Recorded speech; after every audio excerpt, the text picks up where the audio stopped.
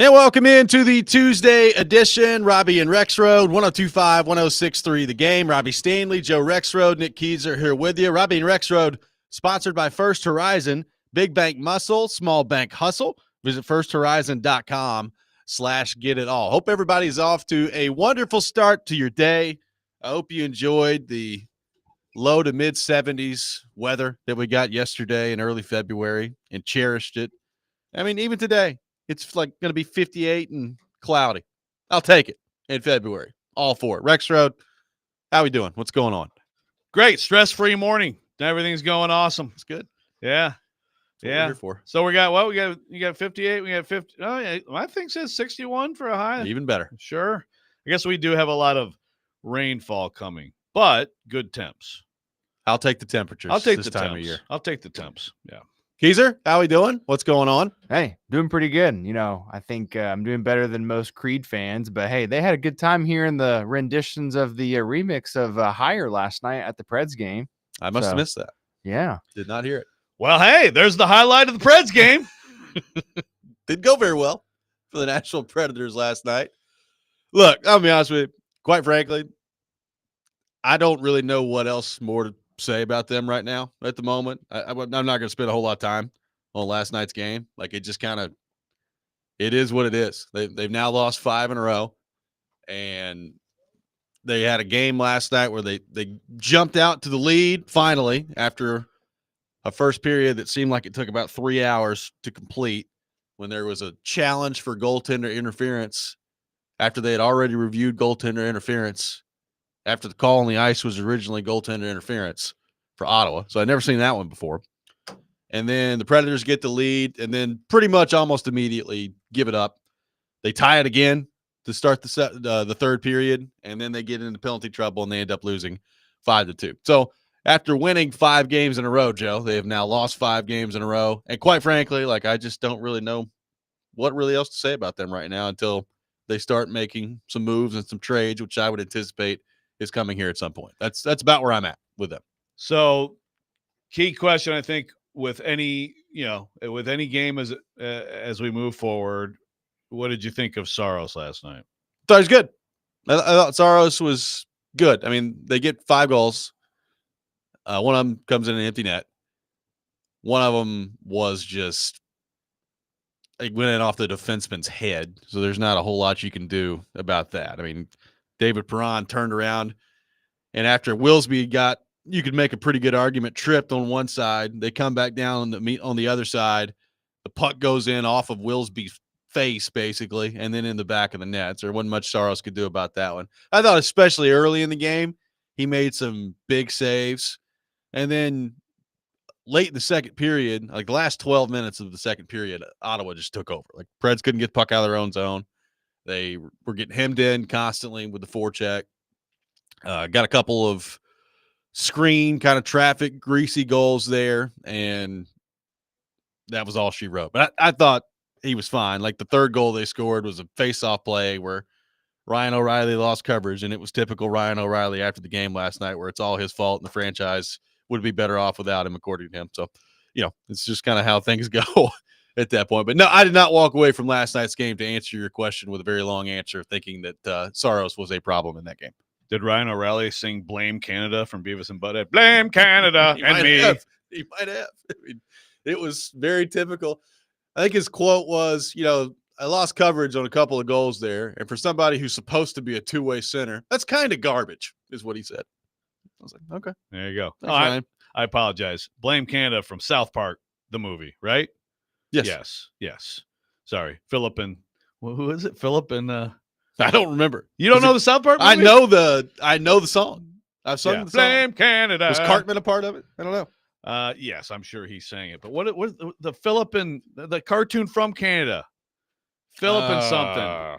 They had the song Uncle. I forget the rest of the title. Uncle something. But yeah, anyway. Need you to hit the text line. Thomas and Philip? Yeah, I'm sure the text line will help out with that. Yep. Yeah, Ryan O'Reilly. Very hard on himself. Yes. Like when he won the Conn Smythe, was he still kind of like, self-deprecating? I didn't really deserve this. Yeah, I should have scored about 12 more goals in these playoffs when we won the championship. I think I played Gloria one or two times. Yeah, I don't know. 2 times too many. It's good stuff, though.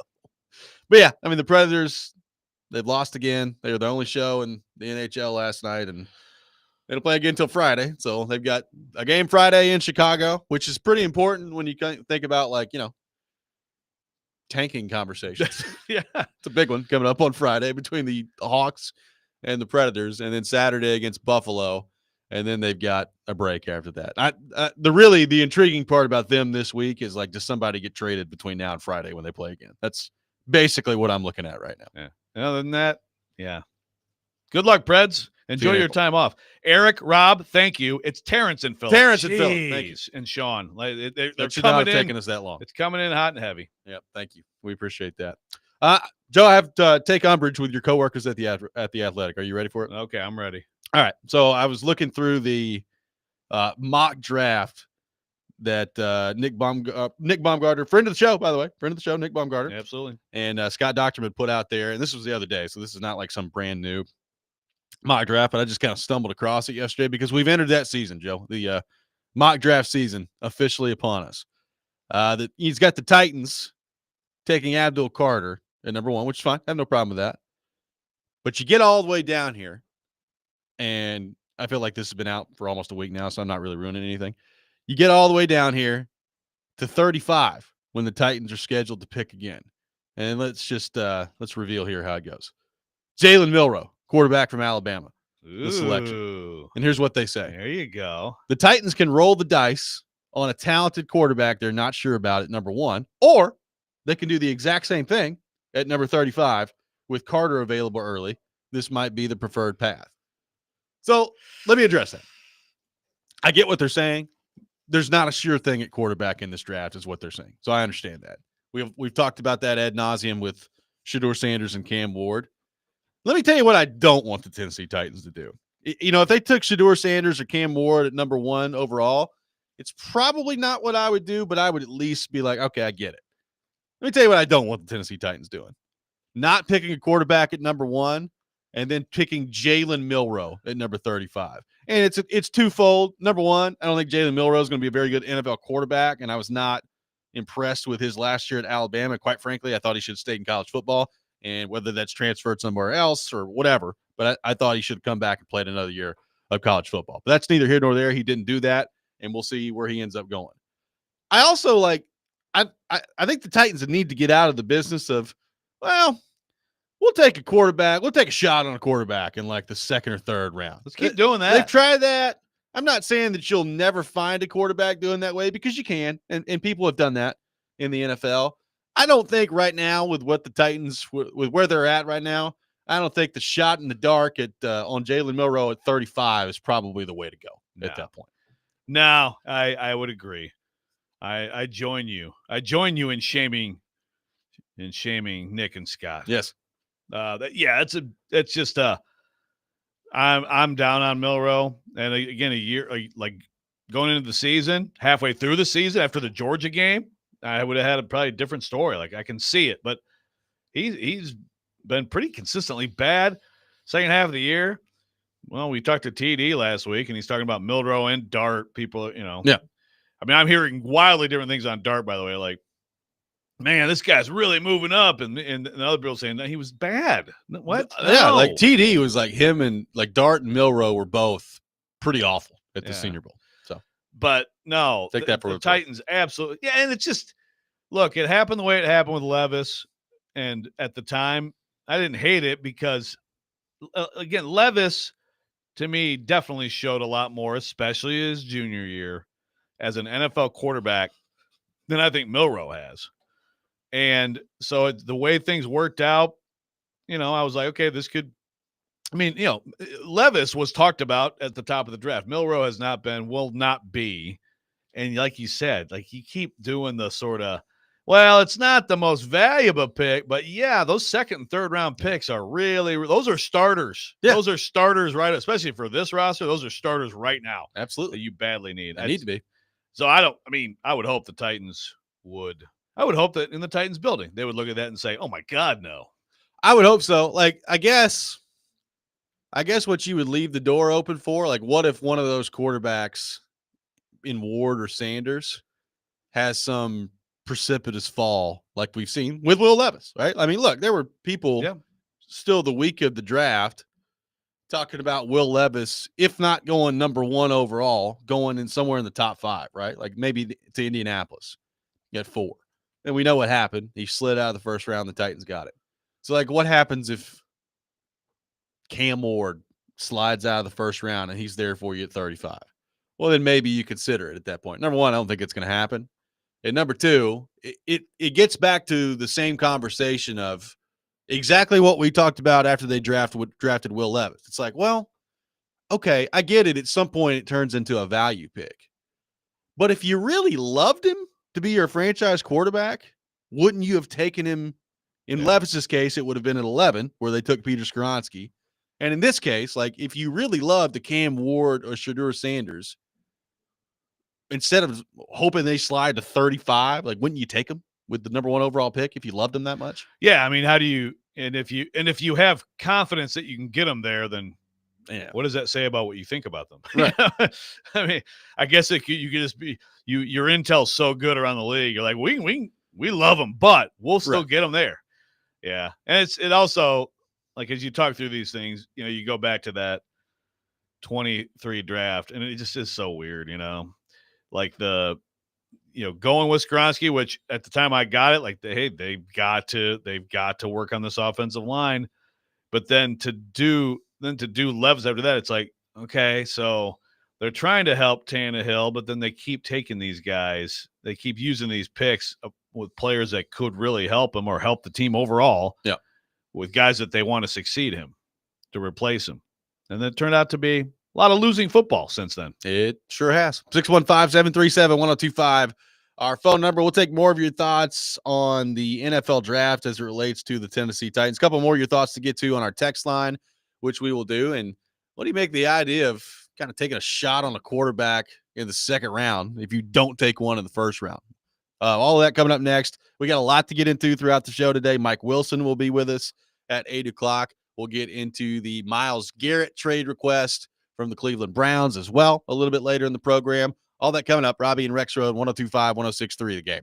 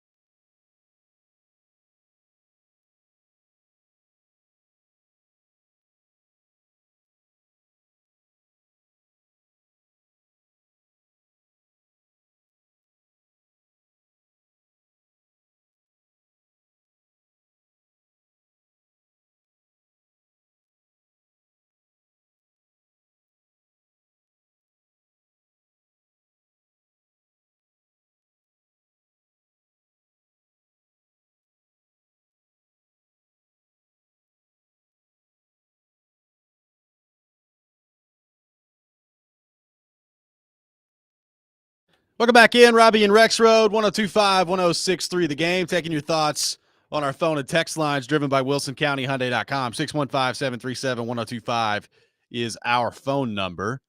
What do you make of the idea of taking a quarterback, not off the top, but in the second round? I don't know if it's a total non-starter for me, but it's pretty close. It's pretty close to a non-starter. I mean, if you like a quarterback in this draft and you think they could be your franchise quarterback, well, you have the number one pick. So once you do that, that would be great.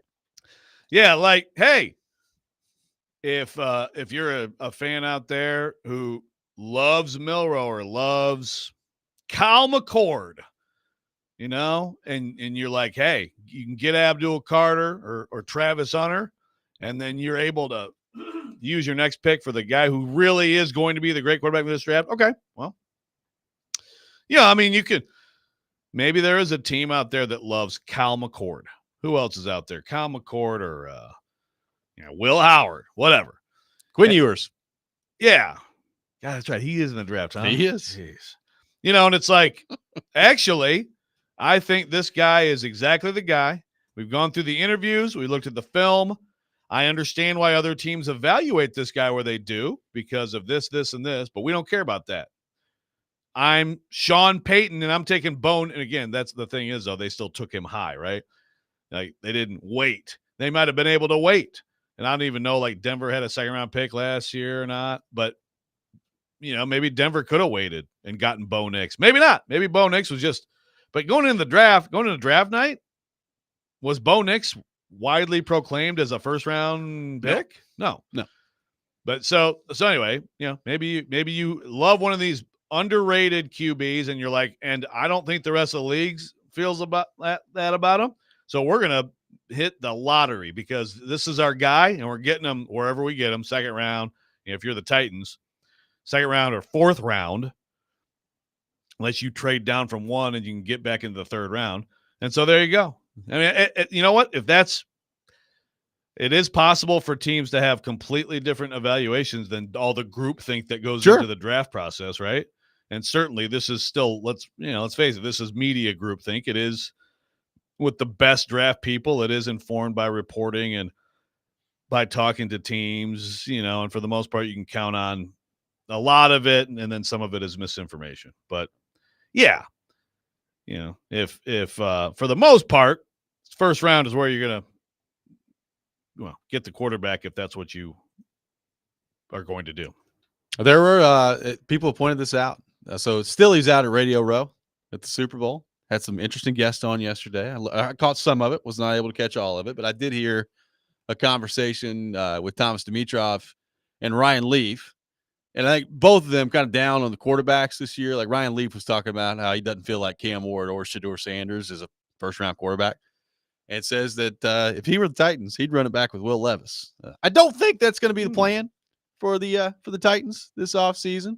Now, Will Levis is working with quarterback guru Jordan Palmer this offseason, so we'll see what that looks like for him. But Ryan Leaf, among others, not a big fan of this quarterback class coming out. Just add that to the list. So Ryan Leaf, GMing similar to his quarterbacking, perhaps, if he were a GM. Maybe so. So yeah, some of the text lines. I didn't catch any of Stilly yesterday. Someone said that he'd get.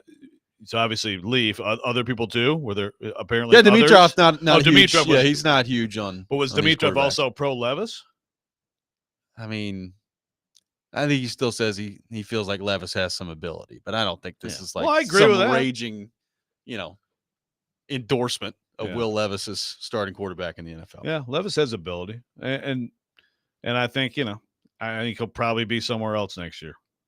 Devin from Dover says there's only one quarterback I would draft, and it would be a second-round pick, and that's Quinn Ewers. This is from Devin from Dover. Jeez, okay. I don't know that I would draft Quinn Ewers in like the 5th round. That's where I come down on Quinn Ewers.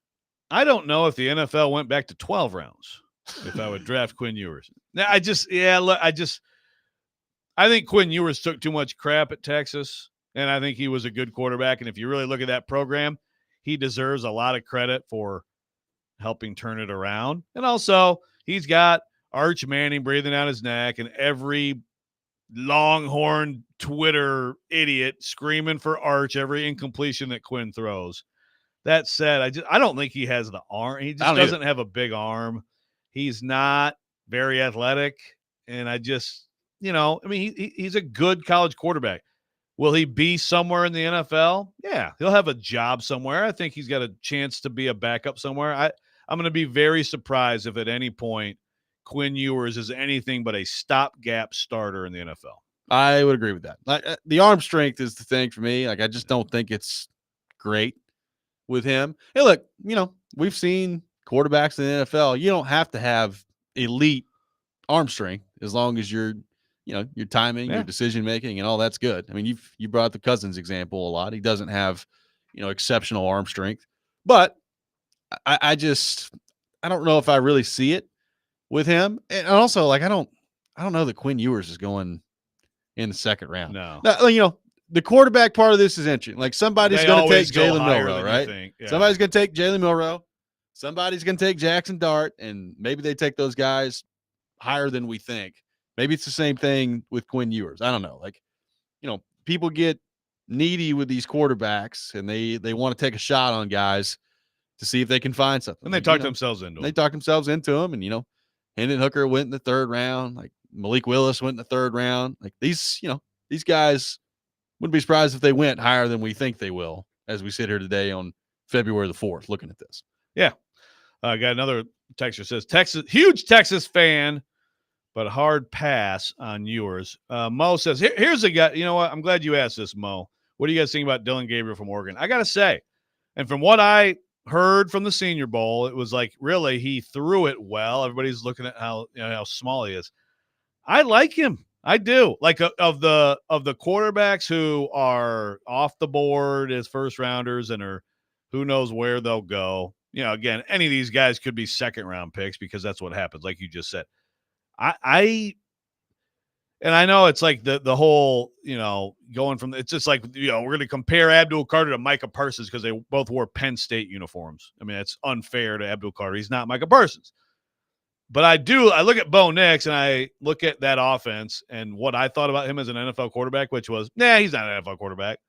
I watched Dillon Gabriel in the same offense, and I don't know. I think that Dillon Gabriel could be a steal here. Dillon Gabriel was my favorite story from the Senior Bowl, which I did not pay a ton of attention to last week, Joe, because it's the Senior Bowl. We talked about that last week. But there was a tweet that came out, and I can't remember who it was from, but there was a tweet that came out from the Super Bowl that suggested that Dillon Gabriel got clocked throwing a football at 74.9 miles an hour. I saw that. Which ended up being not true, obviously. That's just a fake account. But they were like, the NFL scouting combine record for the fastest throw from a quarterback is shared by two people. It's at 62 miles an hour. Our good friend Joe Milton, one of those people. The other is Josh Allen. So Josh Allen and Joe Milton have clocked 62. And they expected us to believe that Dillon Gabriel had 74.9. Like, okay. He's like that kid in that movie who had like the elbow thing. Yeah, Rookie of the Year. Rookie Henry Rowan Gardner. Throwing 125 or whatever. Yeah. What was he clocking in that movie? He's pretty high. Yeah. He got up to like 114 at one point. 114. Yeah. There we go. Okay. Yeah, I saw that. Wow, Dillon Gabriel's got an absolute cannon back there. I had no idea. Turns out that wasn't true. Joe Milton laughed at that. But like, there were reputable people that I saw being like, retweeting that. Whoa, look at this. Like, guys, I don't think that Dillon Gabriel just broke the scouting combine record by almost 13 miles an hour. Not saying he can't throw it pretty well, but he snuck in a little Nerf with like the thing on the end of it. Josh Allen and Joe Milton hit 62, and Dillon Gabriel comes in and is like, guys, watch this. Just zips it. Yeah, just it's a laser. Now, if it turns out that was true, maybe you consider taking Dillon Gabriel at that point. I was like, wow. Yeah. Talk about tight window throws. Get those receivers' hands ready. Look like Torrey Holt out there. Then you trade with Vrabel to bring Milton, and you have the two biggest arms in NFL history on one team. 615-737-1025, our phone number. We'll take more of your thoughts on the quarterbacks in this draft. A couple more of your questions to get to. We'll also get into a question that Rexrode has thrown out there after a blockbuster trade in the world of sports over the weekend. All that coming up. Robby and Rexrode, 102.5, 106.3, The Game.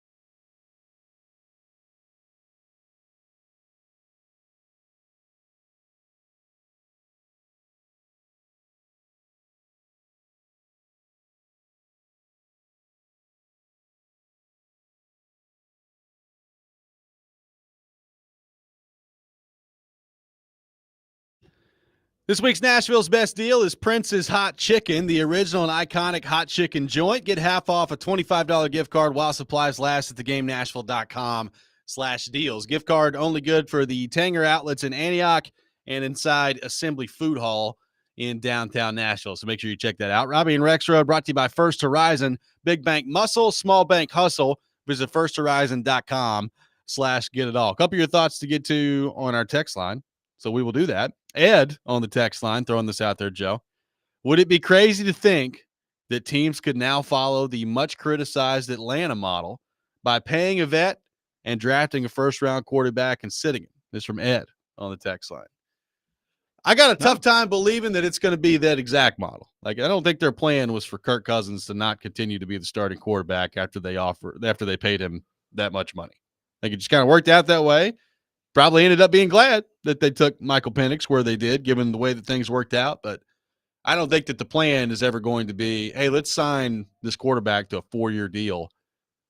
Now, granted, easier to get out of than some other 4-year deals that we've seen. But let's sign him to a 4-year deal, guarantee him all this money, and then less than the entire season into it, we don't think he can play anymore. Yeah. It's not good. Right.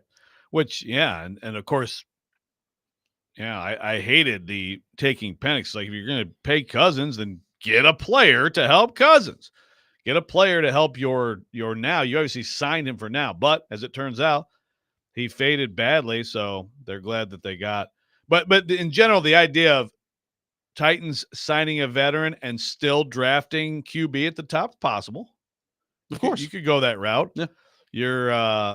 You're sacrificing a lot of roster building that you need to do in the process, but I guess tell me the rest of the draft and the free agency pickups, and then I'll judge.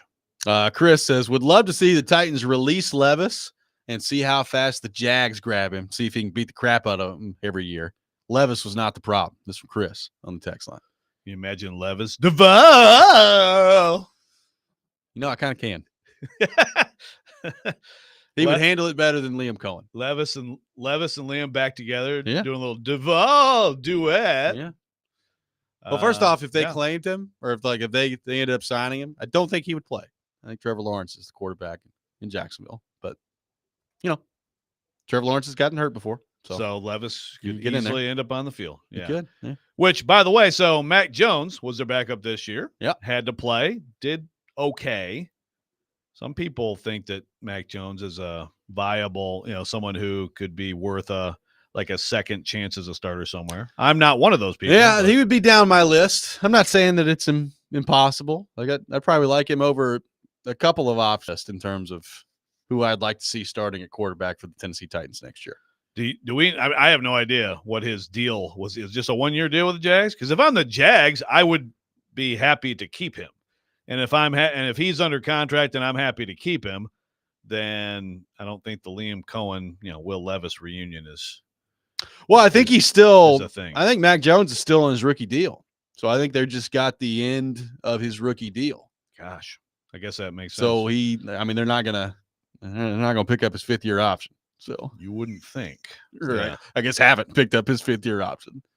So wait a minute. So this is coming up on the year 4? I believe this is year 5, but let me double check that for Mac Jones. So they would have had to have done it last year. Was he was a senior in 20? Yeah, this will be year 5 for Mac Jones coming up. So okay. 3 in New England last year with the mighty Jags. First year in New England was pretty good. Second year started to go the other way. 3rd year is pretty bad. Yeah, well, I mean it's tough if when you're a quarterback and you can't do well with the offensive geniusry of Matt Patricia and Joe Judge, then what are you doing? Well, that may be a reason maybe to take a flyer on Mac Jones as well. You don't have that set up, so yeah. I mean, he was okay. I mean, he's all right. Yeah. So, but yeah, he'd be down my list too. The texter, Mac Jones or Daniel Jones, who would you take? I would take Daniel Jones in that, given that choice. And again, I'm not excited about either of them, but I think Daniel Jones at least gives you the running element. I think I might take Mac Jones. You'd go Mac? Yeah. I think Daniel Jones is absolutely terrible. Like, I think he's awful. Like, of the realistic starting quarterback options, he might be at the very bottom of my list. I think he's really bad. I really do. Like even his quote unquote good year, like go look at his passing numbers from that year. They're not very good. Yeah, I don't feel strongly either way. I would. I don't think rather, either. I would rather options. have neither Jones. Frankly, I don't think either are great options there. Got one texter asking us if there's any word on what we've heard from Justin Fields, or if they're going to be our first or second round quarterbacks in this draft. I'm going to check my spam in case the Titans sent out a press release. I do not believe that declaring their intentions. But if they do, that would be something. To that point, like we're going to get, as it relates to the NFL draft, I mean, we're going to get kind of a tell, right? Like, if the Titans go out and are pretty aggressive trying to bring in a veteran quarterback and free agency, that probably tells you, right? Now, again, it doesn't necessarily guarantee it. You could go the bring in a free agent quarterback and draft the quarterback route if you want to. I don't know that that's going to be a great option. Like, it's one thing, like, who do they land as the free agent quarterback? The level right? of quarterback is key, right? Right. Like, if you sign Aaron Rodgers, you're probably not drafting a quarterback. Yeah. Like, if you were to go Justin Fields, I could buy that still would leave the door open to go quarterback at the top of the draft. Yeah. If you get a Rodgers, if you somehow manage to, get a Darnold or a Stafford, then I would think that then you're probably, the draft is probably other things. Yes, I would assume so at that point. But that's the beauty of the offseason. You get the free agency part of it, and then you can kind of supplement with that and before you get to the NFL draft. But, maybe Atlanta did change the game last year. Maybe people say, you know what?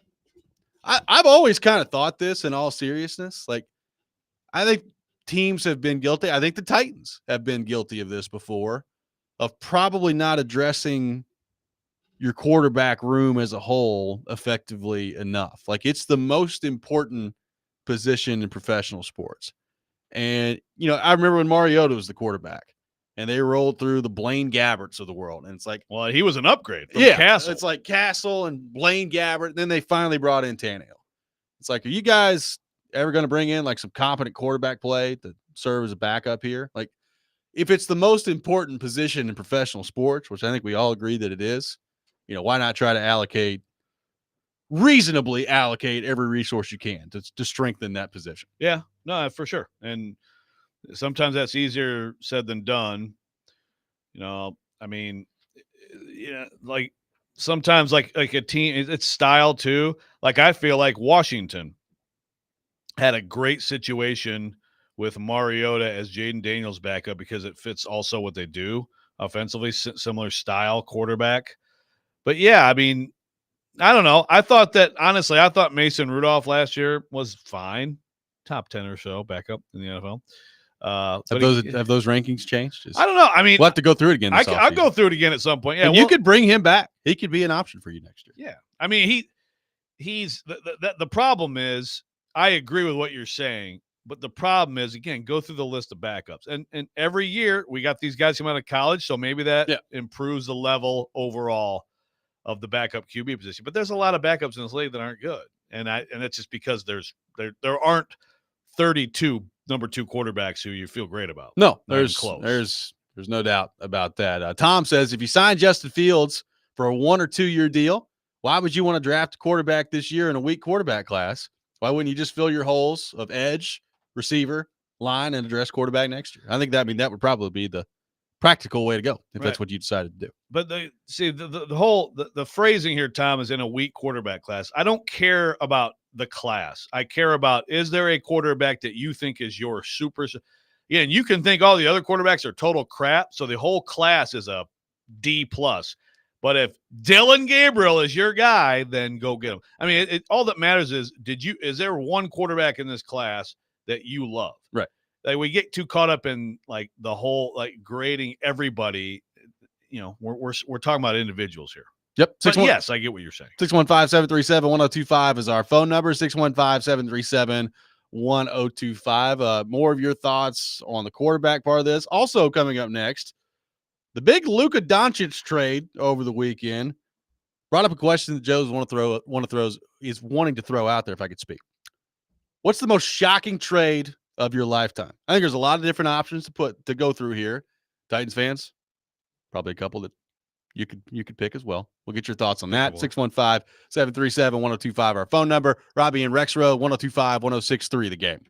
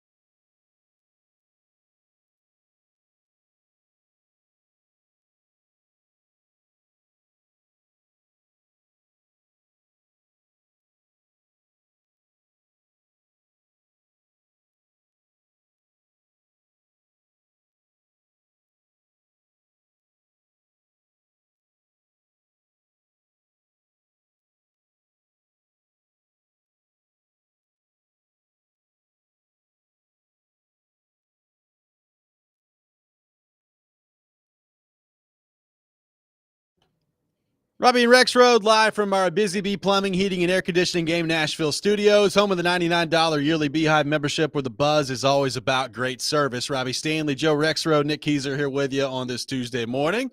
Let's head to our 1025 The Game phone line, driven by WilsonCountyHyundai.com and welcome in Roy to the program. Roy, good morning. Thanks for calling in. Hey, morning, guys. Titans, being in a perfect spot, having that first round pick, several teams below him that's in dire needs of quarterback. Levis being on his rookie deal, he showed there were moments where he had brilliant games and plays, but then there were a lot more moments where he just made bonehead decisions. Granted, bringing a bridge quarterback in there with him could help push him, but he sat behind Tannehill for a little bit before Tanny got hurt and got thrown to the wolves with that. Will Levis got thrown to the wolves with that terrible offensive line. What are you guys thinking? Possibility, moving that spot and getting more draft capital, and then we know Mason Rudolph probably is not going to be there, and possibility bringing another rookie in later. Drafting another guy later on in the draft. Yeah.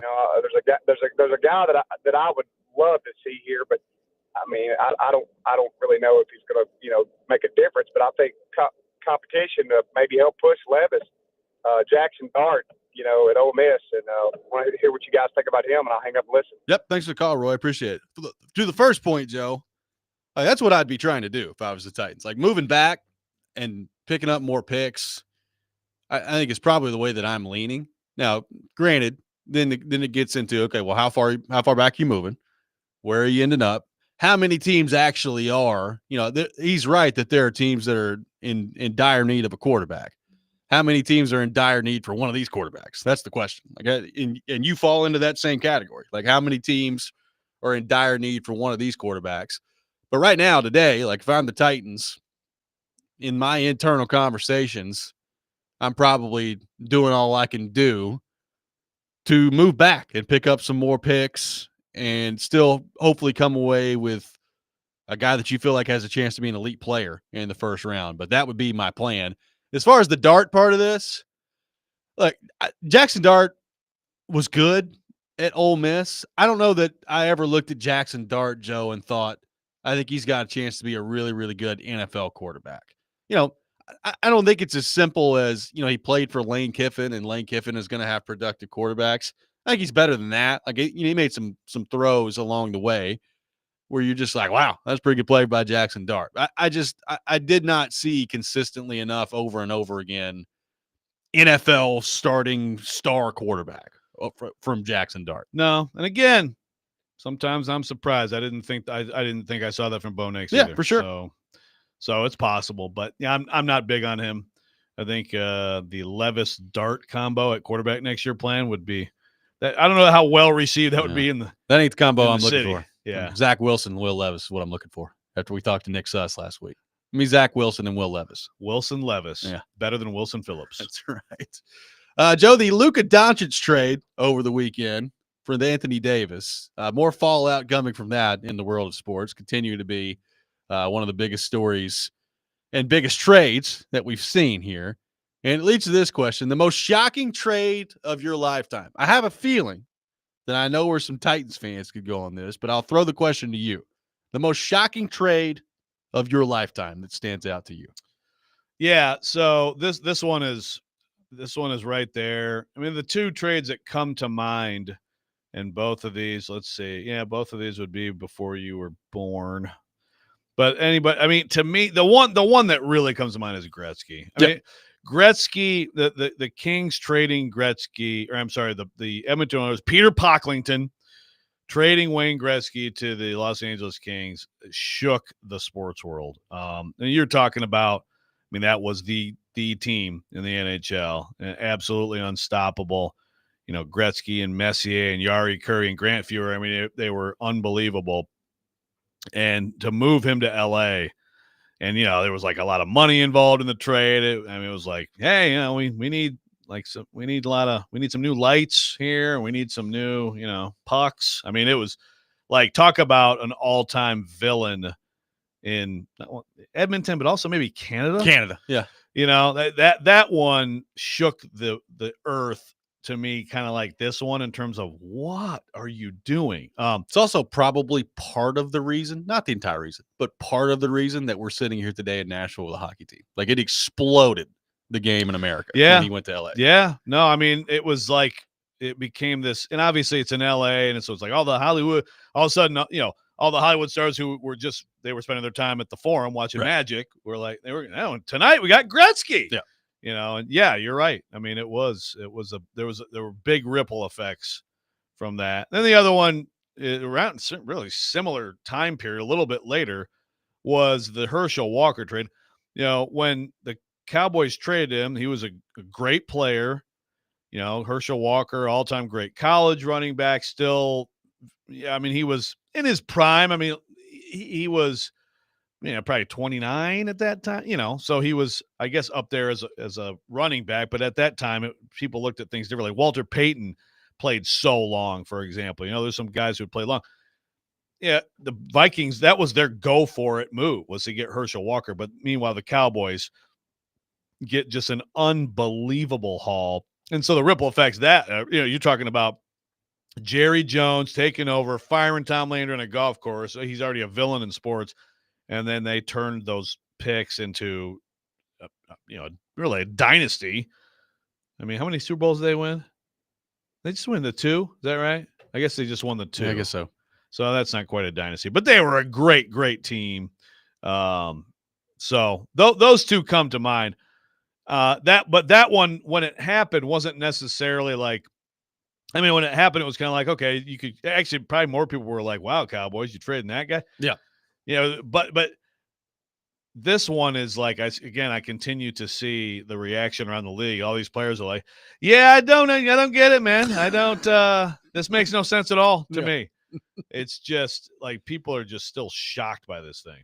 No, it's pretty wild. Like, if you're a Titans fan, I think AJ Brown immediately comes to mind of just, there were some rumblings about it before it happened, but when it actually happened, I remember just that moment of looking at my phone. I can tell you the room I was in.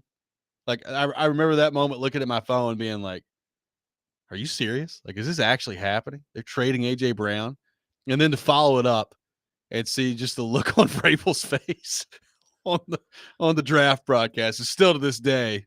Like, when I think about Mike Vrabel's tenure, and when I think about, quite frankly, like the state of this franchise that we're seeing right now, like, that's the image that comes to mind of, like, you can make an argument that it was the Cincinnati game. You can make an argument that's when you fired John Robinson in the middle of the year. There's a lot of different arguments you can make of, like, when exactly this all started to go. To me, it's AJ Brown. Like, when you traded AJ Brown, that's when this started to go. Yeah. Yeah. I realized they were in first place the next year for a significant period of time. But, like, I remember watching that team too, and we talked about it at the time. It's like, yeah, these guys are in first place. Look at the schedule they play. It's not great so far. They don't look the same. Yeah, still thought they were definitely going to win the division. Yes. But you didn't feel the same about their chances, big picture, like in the playoffs. But then Traylor Burks was really good on Green Bay that night. It's like, oh, okay. And then they got on the plane from Green Bay. So you can make the argument the plane's where it all went wrong. You could. By the way, JC's Cowboys won 3 in 4 years. My mistake. Is that a dynasty? 3 Super Bowls in 4 years. Is that a dynasty? Yeah. Okay. I mean, people were trying to say my Dubs 3 titles wasn't a dynasty, so they went and got a 4th. And I was like, was it a dynasty now, suckers? So just saying. I mean, I would tend to agree that I think 3 is the floor. I think 3 is the number. Yeah. Yeah. 3 is, yeah, that's fair. Greg Roberts says Peter Forsberg to the Preds. I remember that one. That was shocking. I don't know if it like ranks in terms of shocking all time, but around here, that was pretty wild. But it was, yeah, and obviously bringing in a great player, but also it wasn't like it was. It wasn't like some huge 1-for-1, and it was. He had kind of played out. He'd had his great run with the Avs, and yeah, he's still a really good player, yes. But he was battling injuries and all that stuff. But it was more the, they had signed Paul Correa in free agency the year prior to that, and that was a big deal. And then you had traded. You're like, wow, they just traded for Peter freaking Forsberg. How about that? It was awesome. Yeah, that was like the most shocking Predators trade of all time by far. I mean, there is. Yes. Yeah, exactly. That one, right. That was an earth shaker. But also what you were talking about there, it's a little bit, I guess, comparable to like this last summer with the Preds, but the results were better then. They were. 615-737-1025. Sorry to bring that up. our phone number. We'll take more of your most shocking trades of your lifetime on our text line, driven by WilsonCountyHyundai.com. We'll get to those throughout the program. Myles Garrett has requested a trade from the Cleveland Browns. What do we think that's going to look like? What's the price to get him?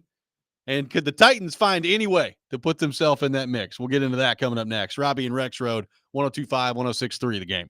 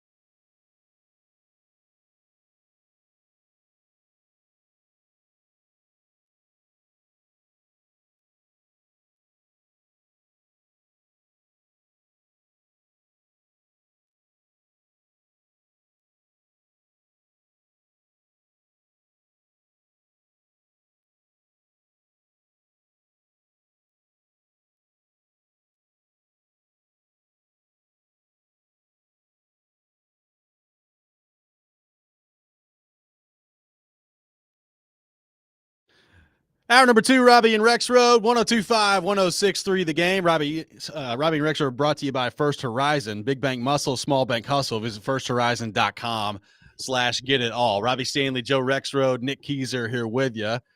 Jared Stillman, live from Radio Row today out at the Super Bowl down in New Orleans. Barry Trotz will join him at 4 o'clock, so an hour earlier than his weekly visit. Normally. Okay. Mad Dog Russo at 5 o'clock today with Jared Stillman. What a combo. Now, who are these Nashville Predators? Is this a arena football team? Doc, can we get your thoughts on Tommy Novak, his third line winger for the Predators? Yes, Jared, get into some nitty-gritty Nashville sports questions. Do you think Justin Barron has what it takes to develop into a good defenseman one day, Dog? Looking forward to that later today. Yeah. Well, these Trotz interviews, this one could be good. These Trotz interviews get interesting. Yeah, they as we get down the stretch. Yes, they are. Barry, enjoy. How many different ways you think? I was impressed by Stilly earlier this year. I think he found about 11 different ways in one interview to ask about Andrew Burnett's job earlier in the year. It was pretty good. No, and as much as I have some fun with our friend Jared, he does a good job of those interviews. He does a good job. He does. I'm looking forward. I'm here for it. Miles Garrett does a good job in how Gell's shaming him too, and telling him UC Saros is actually the best goalie in the league. I did hear some of that. Miles Garrett is requesting a trade from the Cleveland Browns. Joe Rexrode. Miles Garrett, one of the best defensive players in the league. He has 4 consecutive seasons of 14 or more sacks. We know that Miles Garrett, one of the elite pass rushers, maybe the elite pass rusher in the league, depending on who you ask. You know, some people say TJ Watt, some people say him, some people say Micah Parsons, but the number's pretty darn good. Any of the three are special. They are very special. So it looks like if it's up to him, that the era with the Cleveland Browns and Miles Garrett is coming to an end, which is kind of amazing. Like, you look at that roster, we've talked about it. They've got a pretty darn loaded roster, and he leads the way with the type of player that he is. And the fact that the quarterback play is so bad that it undoes all of that, or undoes all that, is just kind of amazing here. But we'll see what that looks like. There are some people, Cleveland has put it out there that this doesn't really change their stance, and they don't want to trade Miles Garrett. We've heard teams say that before. We'll see what that actually ends up looking like here.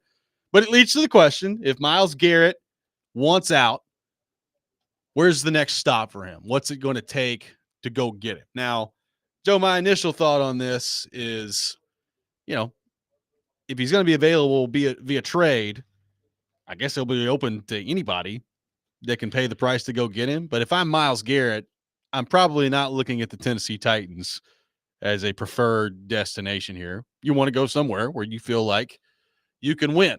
What's that going to look like? What's that power? How much power is he going to have in this when it gets down to it? I don't know. But number one, what do you make of Miles Garrett requesting a trade from Cleveland? What do you think it would take to get him if you're the Titans or anywhere else? And do you think the Titans have any shot whatsoever of putting together a package here that could land the services of Miles Garrett? Well, in his statement, he starts right out with, as a kid, dreaming of the NFL, all I focused on was the ultimate goal winning the Super Bowl. Then he talks about, I love the Cleveland, Northeast Ohio, blah, blah, stuff. Later, the goal was never to go from Cleveland to Canton. It's always been to compete for and win a Super Bowl. With that in mind, I have requested to be traded from the Cleveland Browns. In other words, this franchise will never win a freaking Super Bowl. I want out. Yes. Thanks, though. And Super Bowl. So he's saying, trade me, not just trade me to a contender now, right? Cleveland saying, no, people are reporting no intention to trade Miles Garrett, which of course they say that. I mean, they're not going to say, actually, yeah, it's open season. Right. Like, we feel like we have no leverage and we just have to get rid of them. If it happens, they are going to command a gigantic price. And of course, I'll tell you that Lions, Twitter, Lions Nation is all a Twitter about this. Yes. And, but you can go down the list of any of these teams. I mean, any of these teams that are how many teams that are good wouldn't immediately be way better with him. I mean, they all would be. Some just have more of a need than others. The Lions certainly would be a team in that category. Thing is, Cleveland, if they're going to trade him, they trade whoever the hell they want to trade him to. Yeah. So, I mean, it's not like he can't say, no, not the Titans. They're not going to win a Super Bowl ever. So, sorry, Miles. The Titans just gave us, what did the Titans give? What did the Titans give the Browns to get Miles Well, Garrett? Why would the Titans get into the discussion? This has naturally started the conversation, Joe, of, well, the Titans have the number 1 overall pick, and you could package as a part of the move for Cleveland to get up to number 1 overall. Miles Garrett can be included in that package, and maybe that helps their overall price in the deal. Now, here's the other part of this. Like, how interested in that would you be if everybody wants Miles Garrett? I understand that. But, like, are you interested in throwing your name in the hat that way to go get him? And by the way, like, everybody brings up the Miles Garrett and that being used in a package to move up with the Titans. Like, Cleveland's picking at number 2. It's not like they're coming up from 8 to 1 here. So I don't think, like, the trade compensation would not be, I don't think, that big to move up 1 spot You have in to the give NFL a whole draft. lot more than that. Yeah. Like, I don't think that qualifies there. I don't really see a way where the Titans are going to be able to pull this off. Like, to me, if you're Cleveland, there's an opportunity here, yes, for a quarterback, right? Like, you got to get a quarterback figured out at some point. Now, having said that, Deshaun Watson is still under contract, and I know he hurt himself again, so he's not going to be playing for you next tore his year. Achilles, right? But the money's still there. So you're going to go out and go pay for another veteran quarterback? Do you want to take now as the opportunity to go draft another quarterback? And if you don't, like, if you trade away Miles Garrett, do you look at it like, all right, well, the replacement for Miles Garrett's right here in the draft with Abdul Carter? Like, is that your plan now if you're Cleveland? I'd be interested to see if that's the case, shakes out. You might feel fine about just being able to take him where you are, right? Yeah. Yeah, so Dinah Rossini had a tweet yesterday. One NFL GM on what a trade for Myles Garrett could look like. Quote, probably a 1+. Can't wait for the it will be 3 1s crowd. Not happening. 1 and a 2, 1 and 2 3s. Throw a player in there, end quote. Did you see Tannenbaum's? I did not. Friend of the show. I tell you what, man, some of the stuff he comes up with, I'm like, well, maybe that's why he's on TV. Yeah, a little bit. I may need to find this, but we have to talk about it. Okay, we'll get into the Mike Tannenbaum perspective on the Myles Garrett trade. And here's the other thing: the production is unbelievable for Myles Garrett, right? Like, he is, one of the 3 really premier and elite pass rushers in this league. He's also 29. He'll be 30 in December. So how much does that factor into this and the price and all that? We'll get more into that coming up next as well. Robby and Rexrode, 102.5, 106.3 The Game.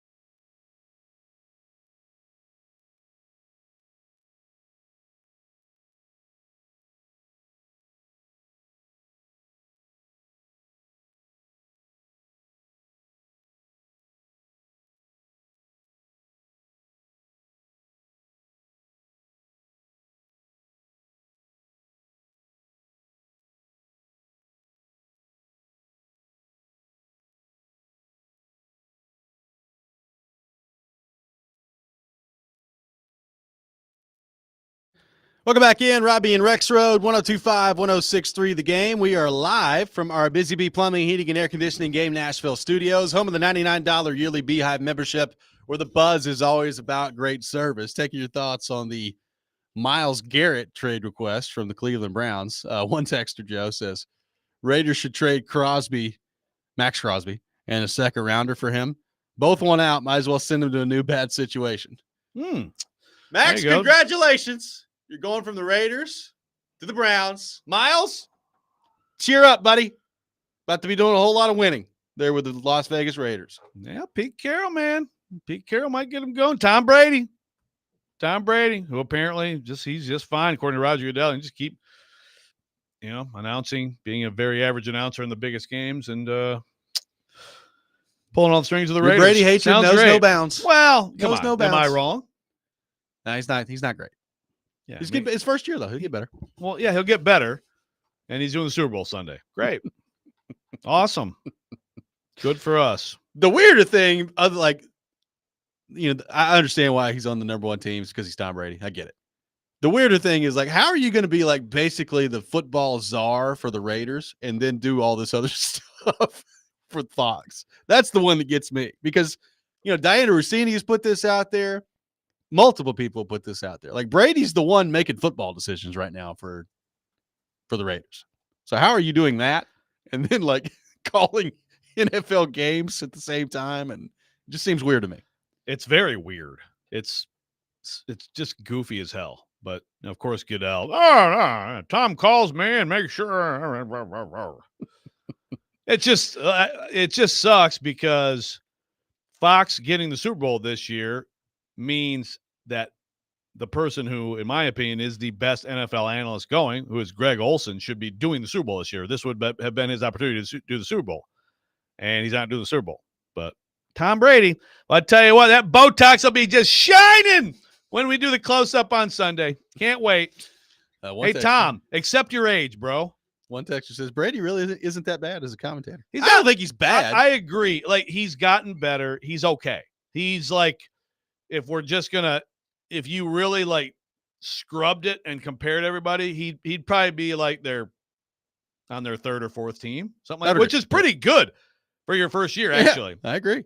But I don't know. I don't have optimism that it's very hard to quickly see things, diagnose things, explain things the way that Greg Olsen does. It is a rare skill as an analyst. And he's incredible at it, in my opinion. And I learn things about football when I watch Greg Olsen call games, and I hear from Brady, man, with the Patriots, it was so awesome going to the Super Bowl, and we just had awesome time. Thanks, Tom. I got one text that says, Robby, are you saying that Brady is a brinker? Maybe I am. He's making football decisions. Oh, he's the Raiders brinker. He's the brinker. Maybe so. A little bit more power. Yeah. Keys are Berserker. Yes. There we go. See, get it going. Get it trending. I got one texter wondering if Myles Garrett can play right tackle. Myles Garrett, in all actuality, might be able to play right tackle better than the right tackle play that they got this past year. Myles, we got something for you. We're going to draft Travis Hunter. He's going to play both sides of the football, and so are you. Exactly. That's our plan. Oh, man. I'd love to see Myles Garrett play a game at right tackle. He'd probably – I mean, I don't know if it'd be great in the run game, but his pass pro would be on point. I agree. The punch. I would love to see it happen. It's hard for me to imagine the Titans ending up with him. How often do pass rushers like that become available though? In the prime of their career. I said it. He's got 4 consecutive years of 14 or more sacks. You just don't see these guys come available that often. Now, having said that, Max Crosby, we'll see what happens with him. We all remember Khalil Mack when he got traded. So it does happen from time to time. But this guy has been, he's going to be a Hall of Fame player one day. And you're talking about a guy that's just wrecking people on a weekly basis. There are guys right now around the league. They were tweeting about this yesterday. They were like, please, God, don't sign in my division if you're not signing with our team. I do not want to play you twice a year. He's pretty universally regarded as at worst like the second best pass rusher in the league. Yeah, no, it's an interesting situation. It's a rare situation, and sometimes these things happen, and the team says, "Yeah, appreciate you, but you're under contract. We'll see you at minicamp," and it just passes, and that may happen here, but it just feels like, this is just, I don't know. It just seems like this is probably something that they're going to have to take seriously and do, and I just have to think they're going to get some wild offers. But yeah, Tannenbaum, he had a specific Lions trade. So Myles Garrett to the Lions for Jahmyr Gibbs, 3 first-round picks, and I'll throw in a second round this year too, or next year too. Okay. Jahmyr Gibbs and 3 firsts. Don't think the Lions are going to do that. I mean, now look, Myles Garrett, you just laid it out. They don't become available. So I get that. But we got to remember, teams are also taking on that money. Well, and Andy's 29. Yeah, that's not nothing. They're not getting a decade of greatness, right? And they're taking on a big chunk of money. So they're not. I agree with what the GM told Rossini, like the 3 first thing.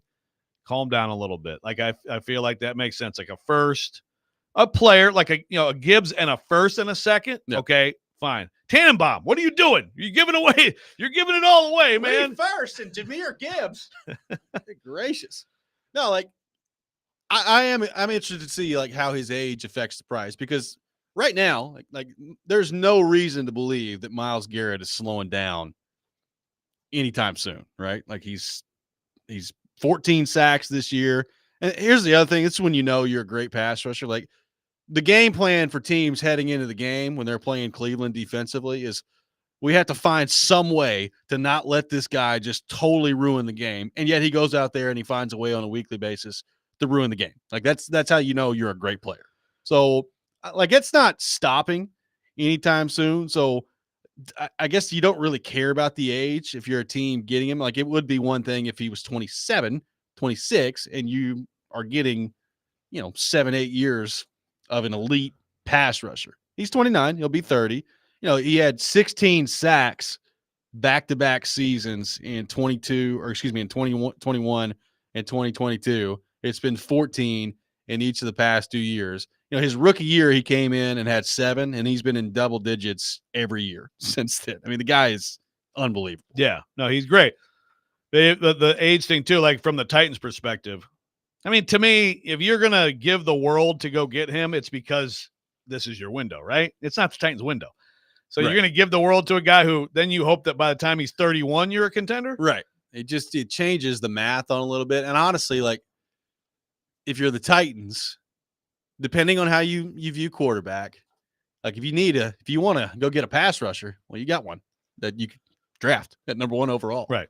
With Abdul Carter. And pay way less money. Way less money too. And he may never amount to 1/5 of what he might not Garrett is, but yeah, the opportunity is there.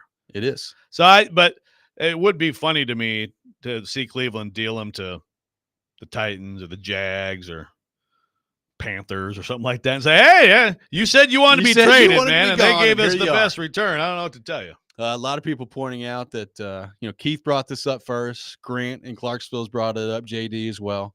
Can you imagine like Myles Garrett and Mason Rudolph on the same team in the same locker room? I think they're okay. They're cool with each other now, right? Aren't they so. Cool with each other? Yeah. Hey, Myles, remember that time you took your helmet off and hit me right in the head with it? It was fun. Yeah. And the next day, I guess I was filling in for Floyd. Yeah, I was filling in for Floyd here with Jared.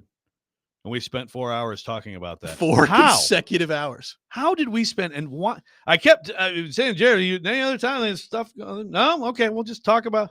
So let's review. So he moved his arm really fast and he had the helmet in it. How did we do 4 hours on that? I don't know, but I remember. I'm not going to go back and listen to it, but like how? I don't know. 4 freaking hours. Well, like Jared acted like it was like nuclear war had started on the globe. I mean, that was kind of the start of the beautiful relationship that you two have today. Was doing that show together for 4 hours. It was. I mean, I came away with a mad respect for his ability to stretch something worth 15 minutes of conversation into 4 hours. It is a rare skill. Keith asking if the Bills would be a good fit. I mean, him on the Bills. Yeah, that's dangerous to think about. Yeah. Yeah. Talk about a move that could put you over the top. Well, look, the Bills, the Bills, like, how many great players they have on their defense? They've been a very good defensive team. Whenever Matt Milano has been available, he's been, but like, you're also talking about a linebacker there, Yeah.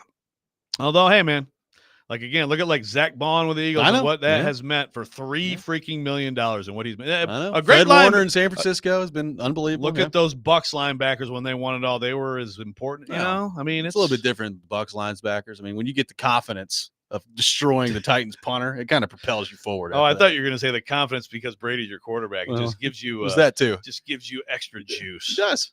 But no, I mean, the Bills, like, they really needed, and they got Von Miller, and he's passed, and he's given. They need, they got Phillips, and the kid, Ed Oliver. Yes. But you threw in Garrett with those guys? Pretty nice. Finally, Chiefs. You're losing finally. You'd still find a way to beat them somehow. Yeah, it's like, wow, Myles Garrett just got stiff-armed by Patrick Mahomes. How about that? It's unbelievable. Never happened once in his career. Patrick Mahomes just got him ejected by just stopping and standing on the sideline and letting him take a shot at him. 615-737-1025, our phone number. There is another prominent NFL player that is apparently available via trade. We'll get into that coming up next as well. Robby and Rexrode, 102.5, 106.3, The Game.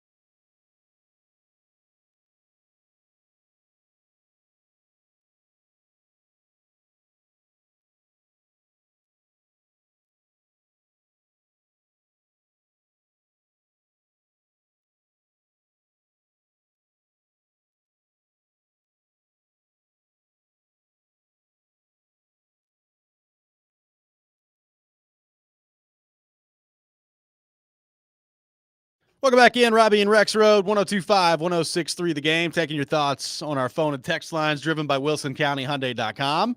Mike Wilson from the Knoxville News Sentinel will join us at 8 o'clock. Looking forward to that conversation coming up. Robby and Rexrode brought to you by First Horizon. Big bank muscle, small bank hustle. Visit firsthorizon.com/get-it-all. Make sure you check out Smashville Live tomorrow night at Brewhouse 100 in Bellevue at 6 o'clock. Brett's player guests are Justin Barron and Nick Blankenberg at tomorrow night at Brewhouse 100 in Bellevue. So, Joe, we discussed Myles Garrett requesting a trade from Cleveland. Apparently, another prominent NFL player that is available via trade. Cooper Kupp of the LA Rams put this out there yesterday. Says, quote, "I was informed that the team will be seeking a trade immediately and will be working with me and my family to find the right place to continue competing for championships. I don't agree with the decision and always believed it was going to begin and end in LA." And then he goes over a lot of words from there. But that's the general gist of the tweet from Cooper Kupp yesterday. So apparently Cooper Kupp available via trade. Going to be interesting to see what happens with Matthew Stafford and the Rams this offseason as well. Cooper Kupp, 31 years old. He's been battling injury the last couple of years. He did play in 12 games this season. He had 67 catches, 710 yards, 6 touchdowns for the Rams. You're talking about in 2021, he had an all-time season. 145 catches, almost 2,000 yards, 16 touchdowns. He was great in that season. And then, since then, it's been basically just injury that's happened with Cooper Kupp. He played 9 games in 2022, 12 games the last 2 years in 23 and 24. So what do you make of Cooper Kupp apparently being available, and what do you think he's still got left in the tank at this point? Wouldn't touch it with a 10-foot pole. Great run, but like when you're talking about when someone was great 3 years ago in this league, a long time ago. That's a lot of wear and tear. And I just feel like, we saw even a little bit this year when he came back, he made some plays. But, I think he's just like a lot of guys in this league. You get to a certain point and it goes downhill fast on you. So great career. It was a thrill to watch him play when he was at his best. Very physical guy and, fast route runner. Big time playmaker. I think that, like, again, if we're talking from the Titans, could he come somewhere? Probably more of a contending type team, be a veteran guy, could slot in somewhere and still make some plays. Yeah, I'm sure. But the Rams usually have a pretty good feel for, when to sort of pull the plug on things. And I think it's clear that it was coming. And like a team like the Titans, I wouldn't have much interest in that at all. Well, I think it makes much sense if you're the Titans part of this. And based on his statement, I don't think he would consider for 1 second going to the Titans, right? Like, it sounds like the way he made it sound that the Rams are going to work with him to find a trade partner. So I doubt very seriously he's going to be like, guys, where I really want to be? We're competing for title next year. The Tennessee Titans. Let's make it happen. Maybe he likes country music. Well, he might. I don't know. Well, it's funny, too, because you can compare this to just a few years ago when the Rams worked with a really good receiver who, and at that time, it was attractive to come to the Titans. Yeah, I'm going to go help out the Titans in Robert Woods. And so they made that happen. He came here, didn't do much. But now it's like, no, thanks.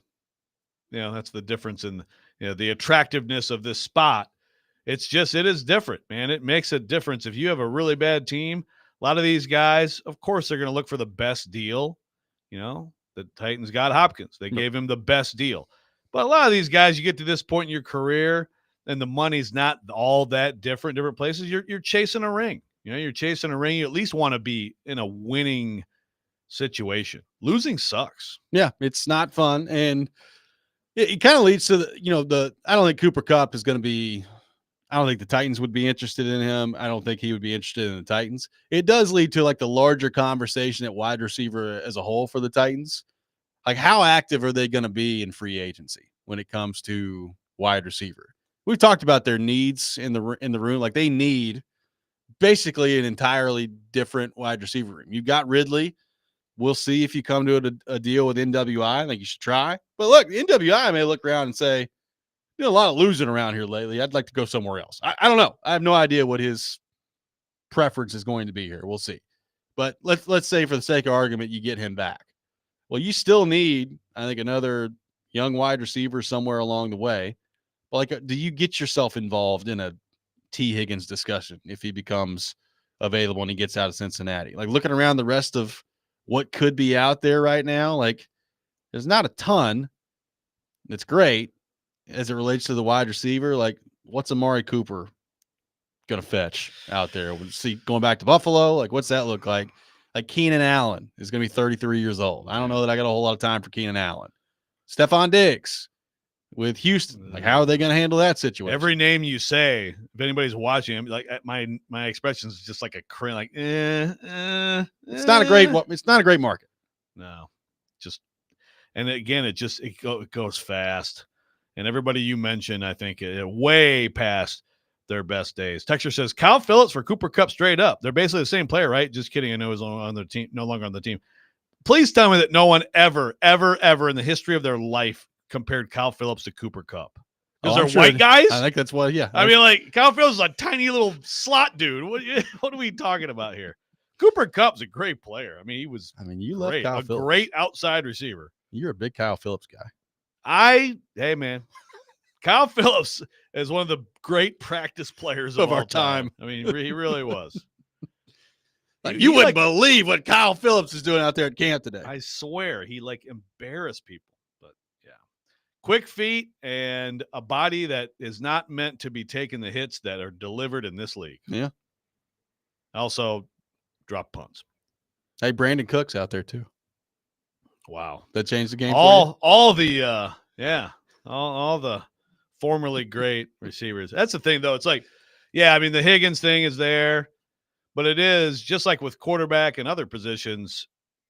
I mean, they either have to make a serious run at someone, or I really do think like they have to maybe sacrifice something else. I mean, you're going to sacrifice something. You're just not going to adequately address everything. But I do feel like receiver is like the underrated thing that, honestly, they're going to have a problem if they don't do something. I can listen if you want to make a push for T. Higgins.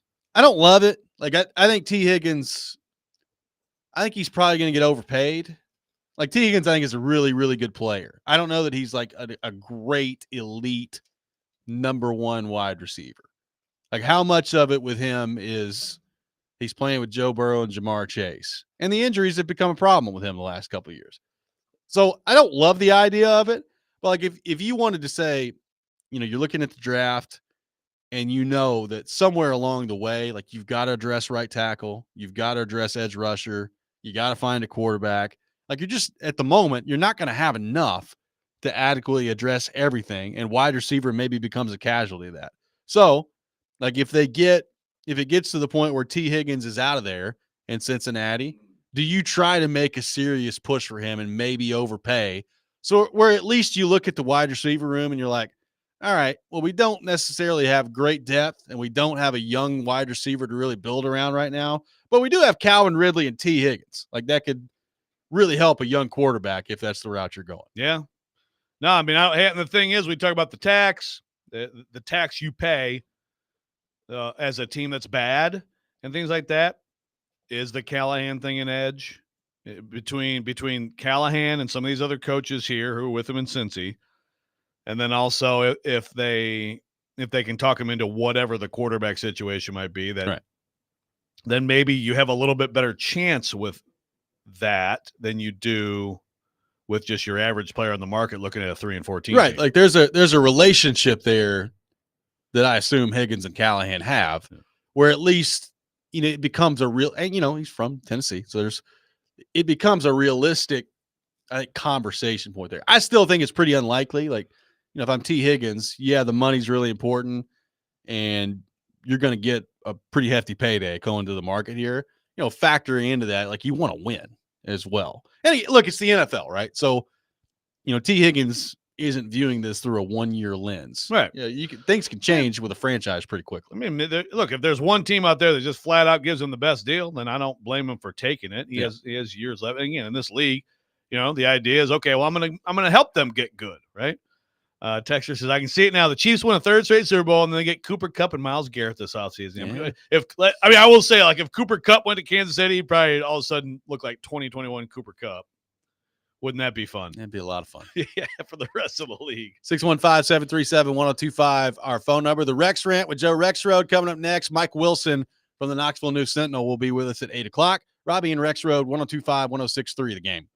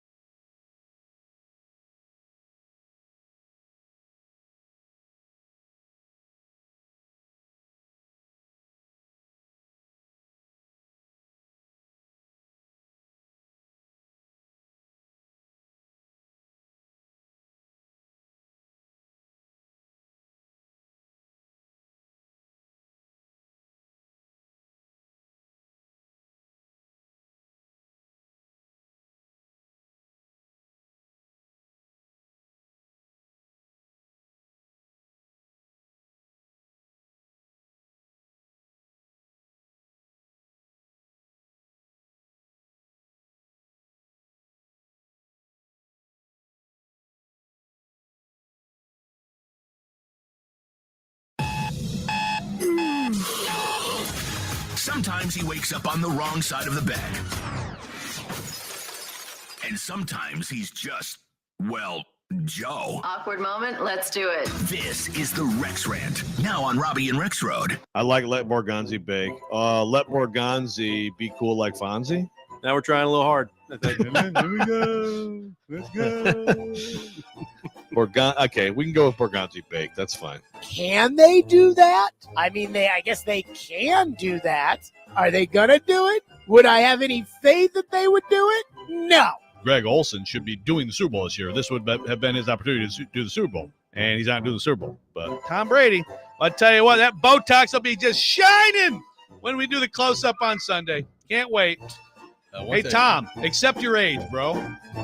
It is that time of the day. Time for the Rex Rant with Joe Rexrode, who continues to espouse hatred of Tom Brady on this program. You guys, look, I know you call me a Brady hater and all that. That's fine. You are. No, I'm not a Brady hater. But you tell me, when they close up on Brady, are you not freaked out a little bit? He's a good-looking man. Come on, be honest with me. It's a little. I will say I don't really think about it until I see videos from him from like 2004, where it looks like a completely different human being. Yeah, it's a little weird. Do you know like the hardest people to look at in the world, seriously, are like the people who like do all the Botox and do the face stretching and do the facelifts and the collagen and like it's hard to look at these people like porcelain dolls and like they're about to smash it a bit. It's unsettling, man. Brady, it's okay. Like, what are we doing here? Are you trying to be a male model? I think so. Yeah, I think it's part of it. I mean, how many jobs do you need? All right. You ever heard of retirement? But today I actually want to complain about Titans quarterback discourse. It's just going to be a slog here, buddy. So a couple things. One, I'm going to latch on to Kaharski here with his headline, quote, Titans are going to actually meet Cam Ward before they decide anything. I'm just trying to say that in the tone that I imagine it to be. And this relates to, so Pete Thamel had a quote, an ESPN Plus piece that, quote, the building sentiment from scouts and executives this week is Ward is likely to be the number one pick. So again, people take that as, Titans are taking Ward, right? Yeah. It's like, okay, well, that may be true, but again, you don't know the Titans taking him or the Titans trading out. People ran with it, and people are running with everything. And they're running with, TD had a really good story from the Senior Bowl talking to Borgonzi and Callahan and all this stuff, and it spawned, the aggregation headlines. I just love them, of course. And the aggregation headline, to sum it up, there's 20 of them, though. Yeah. Basically, Shedeur Sanders and Joe Burrow. Yeah. Let's make the comparison. Brian Callahan comparing Shedeur Sanders to Joe Burrow. Yeah. Yes. So let's actually get to the quote. And you know what? If you listen to this quote, you can, this is subjective. You may read more into it than I do. I know some people, some we work with, who read very much of these. I don't know. I haven't know if Stilly has addressed this, but here's a quote from Callahan. I'm sure he'll get to it with Mad Dog Russo a little bit later. Yeah, who is this? It's Shedeur. Yeah, it's Shedeur. Right? His dad played, right? He played in the NFL? I think so. All right. So here's a quote from Callahan in TD's story. Quote, people had questions about Burrow's arm strength in general coming out. One of the things that makes Joe so unique, and I think you can probably put Shedeur in the same conversation, they anticipate when they throw it, they have the timing and accent of it that makes up for the arm strength. And he goes on to arm strength, so end quote. Okay. So that's the comparison. So again, he's saying that, first of all, I don't know. You could actually take that as not a huge endorsement of Shedeur Sanders, he's right? Kind of saying he doesn't have great arm strength. Right. So, he's saying that like he compensates in the same way, and right. People are lofty comparison to Joe Burrow. It's just part of all the discourse this time of year. And it's something I complain about a lot, right? I mean, when we talk about perma rants and repeat rants, the aggregation and the overreaction to things that aren't really that interesting are right up there. I did not take this. And again, if you disagree with me, we can have a conversation. I did not take this as Brian Callahan saying he thinks that he's on the level of Joe Burrow. If so, they're absolutely taking Shedeur Sanders number one. 100%. Lock it in.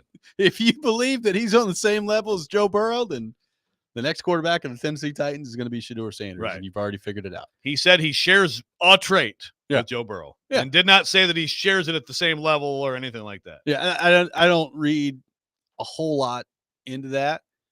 Like, nobody is mistaking Joe Burrow and Shedeur Sanders as prospects, much less what Burrow's turned into at the NFL and like what he is in the NFL. Forget that. Like, just as prospects. Like, everybody knew Joe Burrow was going to be picked by Cincinnati, like before he even got done playing college football. Like, everybody knew it. So, and Brad Callahan has talked about that since then. He's like, yeah, we knew pretty early that Joe Burrow was going to be our pick. I don't think the Titans are there yet. No, when it comes to Shedeur Sanders, and they may not get there. And I don't know. I won't speculate, but the interviews are going to happen, and they absolutely matter. I think the interviews. Look, the film is the most important thing. It's number one, always will be.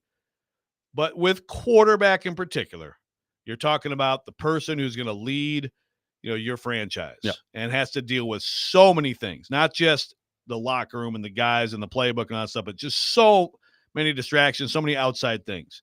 It makes it's just a different deal. And so those interviews, and I know that they met Shedeur at the East West Shrine, right? Had a little bit of time with them, but there's going to be. That's right. There's going to be a lot more to come in that regard. And so it would make no sense unless it's a slam dunk, unless it is a Burrow where it's like, unless this kid comes in and basically makes fart noises with his armpits, we're going to draft him, right? And steals and takes all the sun chips. We're going to draft him. I think right now it's probably more like blow me away with this interview. And maybe you think about it a little bit differently. So the idea that there's any absolute resolution, I think, is pretty silly right now. But this is what the NFL has turned into. Like, it's a year-round thing now, and from now until April, everything that somebody look, the betting odds for Will Levis to become the number 1 overall pick last or a couple years ago went up because somebody threw something up on Reddit. Yeah, like that's where we're at with this NFL draft discussion right now. So I say that to say, buckle up over the next couple of months here, because this won't be the last time that stupid stuff like this gets just thrown around out there. In the meantime, we have one football game left. One football game. Not me. Not watching. Not doing it. Well, that's right. So you're done. You're done with football. Yeah, I'm done. When are you guys leaving? Sunday. You're leaving on that day? Yeah. Okay. Man, that must hurt to not have any football left. I'm cool. Look, you got college hoops, man. College hoops season. What else could we need? Speaking of, we'll get to some of that coming up next. Mike Wilson from the Knoxville News Sentinel will join us here on Robby and Rexrode, 102.5, 106.3 The Game.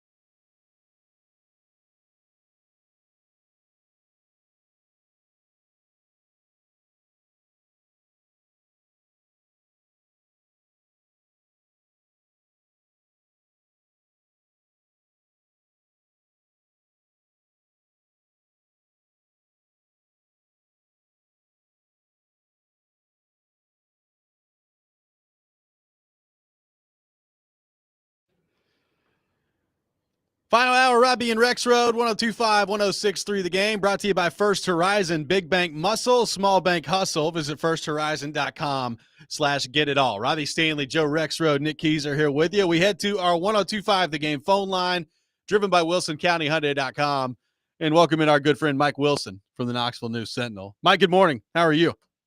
Good morning. Glad you're back on here, Robby. Thank you. It's good to be back on here. Although Rexrode, every time Rexrode gets a chance to kind of hold down the fort and be Mike 1 on the show, I think we all enjoy it. I always get a lot of positive feedback. Yeah, what are you trying to say, Mike? You think I can't do it? A little bit of a peacock sometimes. You need the partner to make sure things are balanced out here. Yeah, that's one word for it. It is. It is. So, Mike, I'll be honest with you. I look at this Tennessee men's basketball team this year, and my general thought on it has been, yeah, they're pretty good. And they've got a chance to be in every game that they play, and they've got a chance to come out on top, particularly with the way they defend. I don't love them offensively, and I just don't know that they've got enough depth in my mind to seriously be a national title threat. And that's kind of been my stance on them all year. And then I watched what they did against Florida the other day, and I'm just like, wow, well, how about that? The most impressive win of the year for them in some crazy circumstances. So where do you come down on what you've seen from this Tennessee team and what you think their potential is in terms of the threat they can be come tournament time? Well, I think you just did my job for me there, Robby, because that's pretty much how I would sum it up too. Especially going into that Florida game, I've likened this team a lot of points to the team Tennessee had 2 years ago, the 22-23 team. Very good team. This team has more offensive firepower pieces, but its calling card is the defense. Very good team. And this team's winning more than that team was. But in terms of stylistically and what you see, that's what I've seen out of it. But that feels like it changed with what they did against Florida, because suddenly it seems like they have a lot more and players who can do different things than they knew, because you took out the central component to everything with Zakai Ziegler and found out you've got more on your team than you thought because you took away their safety blanket. Their end of shot clock, please do something to save us guy. They had to do it for themselves, and you found out a lot more about who Tennessee is in the process. Yeah, look, I mean, talking to you guys before the Auburn game, Mike, and I say you guys as the Vols beat writers, I detected, some pessimism, and I think we were all a little surprised by how that game went, including just how low scoring it was. But yeah, I've kind of had that too. And then it's like, yeah, see, they do have some guys who can make some plays. The defense was incredibly the other day. You have games like that. You can have a game in your home court, where you're fired up and you just play out of your mind.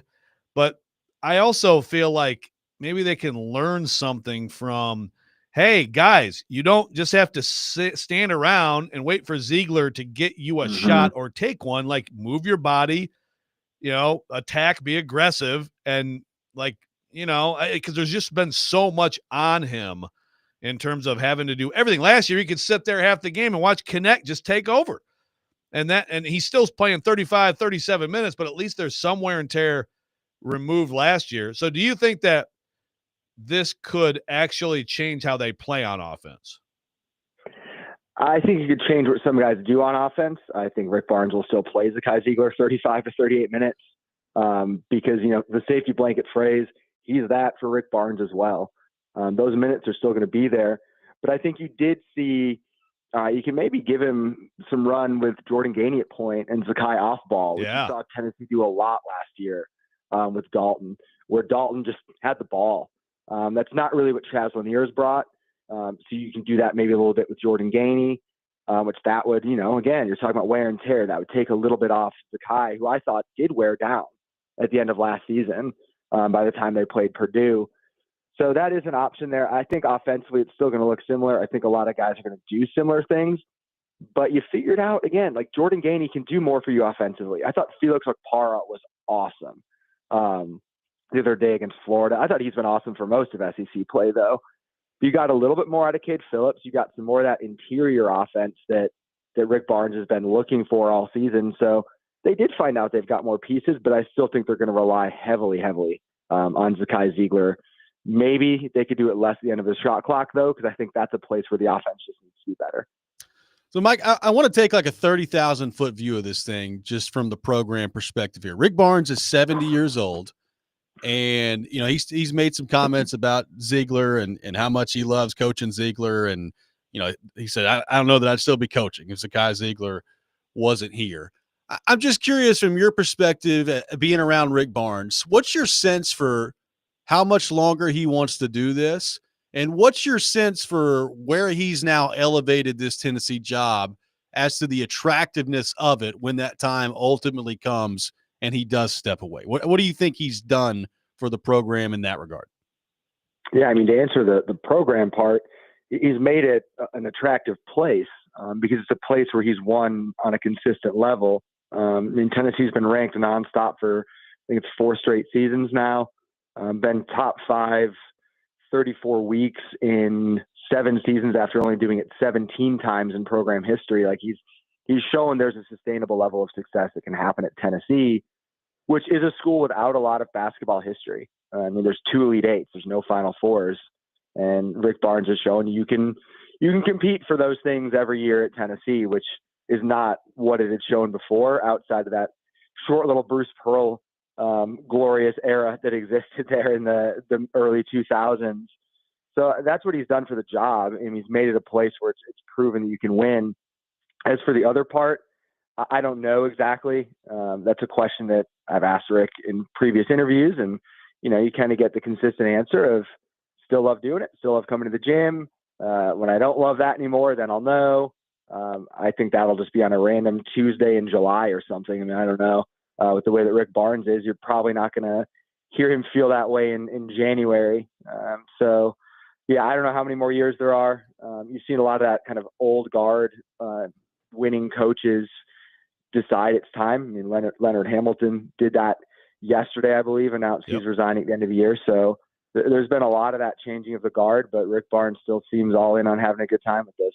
Yeah, Larinaga this year too. Would you be shocked if, and I know there's some talk, like the 5th year thing and Ziegler could come back, but would you be shocked if Barnes ends it when Ziegler's career ends? That's been a popular theory for a while, I think, that's the kind of last player that Rick sees through. I don't know if there's truth to that. I mean, it's mostly just been chatter more than anything else. But I mean, the guy's 70. Like anytime you're talking about someone who's 70 still doing this, you understand the chatter, you understand the speculation on it. But yeah, I mean, I don't think there's been anything concrete to suggest that that's exactly what's going to happen. So moving forward with this team, another, and maybe it was just desperation. And I know he's not going to be a big difference maker, but Boswell, can he give them 8 to 10 minutes? Because I feel like that's another way to, just sort of just use the depth, the obvious, limited depth that you have as much as possible. I think you can give them a little bit more. I don't know that it's 8 to 10 minutes. I think maybe the most important thing that happened the other day was all those players got a chance to play free because they couldn't get pulled. Right. where you're used to seeing a Darlin Stone-Dubar or a Bishop Boswell go in and make a mistake, get pulled, and not go back in.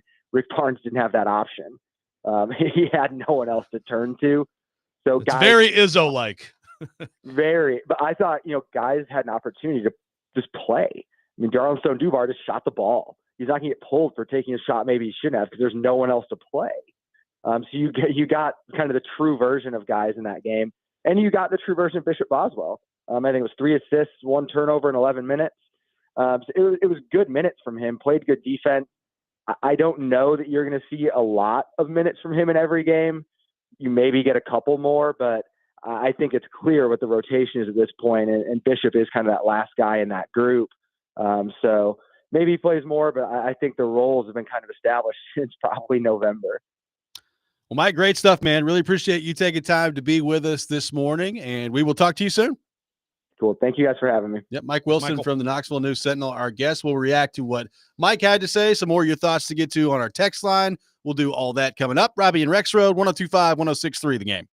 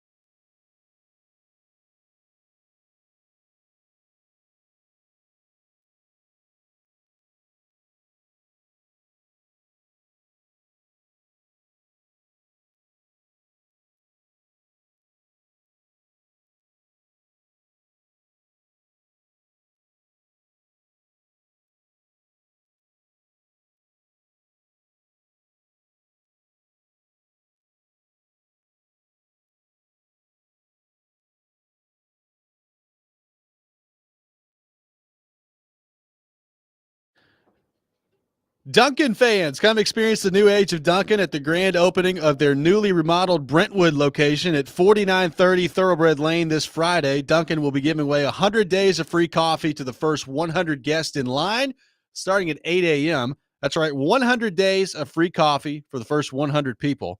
Plus, Robby and Rexrode will be broadcasting live from 6 to 9 a.m. We'll have Preds tickets to give away out there as well. Enjoy your Duncan favorites in the bakery case, breakfast all day, $5 meal deals, and, of course, that delicious Dunkin' coffee. That's the grand opening of the Dunkin' this Friday in Brentwood at 8 a.m. We will be out there all morning long doing our program on Friday. Nice short drive for me. So looking forward to that. It is a short drive for you. Right around your neck of the woods. How about for you? It's a little bit of a jaunt for me. That's okay. Leave the night before? No traffic in the morning. Yeah, sure. The traffic will be fine. Traffic will be great. Coming in. 615-737-1025. Appreciate Mike Wilson for being with us. Joe, it was a pretty impressive win for Tennessee basketball over the weekend against Florida when they were heavily undermanned. Kai Ziegler couldn't go. Just not a lot of options for Rick Barnes, and they come out and just smoke Florida over the weekend. What did you make of that win and kind of where this Tennessee basketball program is right now? Well, I know you've been waiting patiently but eagerly for this breaking news, but I will give it to you now. Okay. In the latest athletic bracket done by me, bracket enterologist, Tennessee is back as a 1 seed. Woo! I got them back as a 1 seed. Part of that is Iowa State has lost 3 straight, including getting just annihilated at home by Iowa State. So I got Auburn, Tennessee, Alabama, Duke as the 1 seeds. But I got to tell you, I really had a bit of a revelation on Tennessee, and I've been pretty down on them. We've talked about it on the air, off the air. I'm like, yeah, they just don't have the right mix. They don't have enough. They don't have enough players in general. They've had some guys leave. They don't have depth in the perimeter. They don't have a guy you throw to inside that can get you a bucket.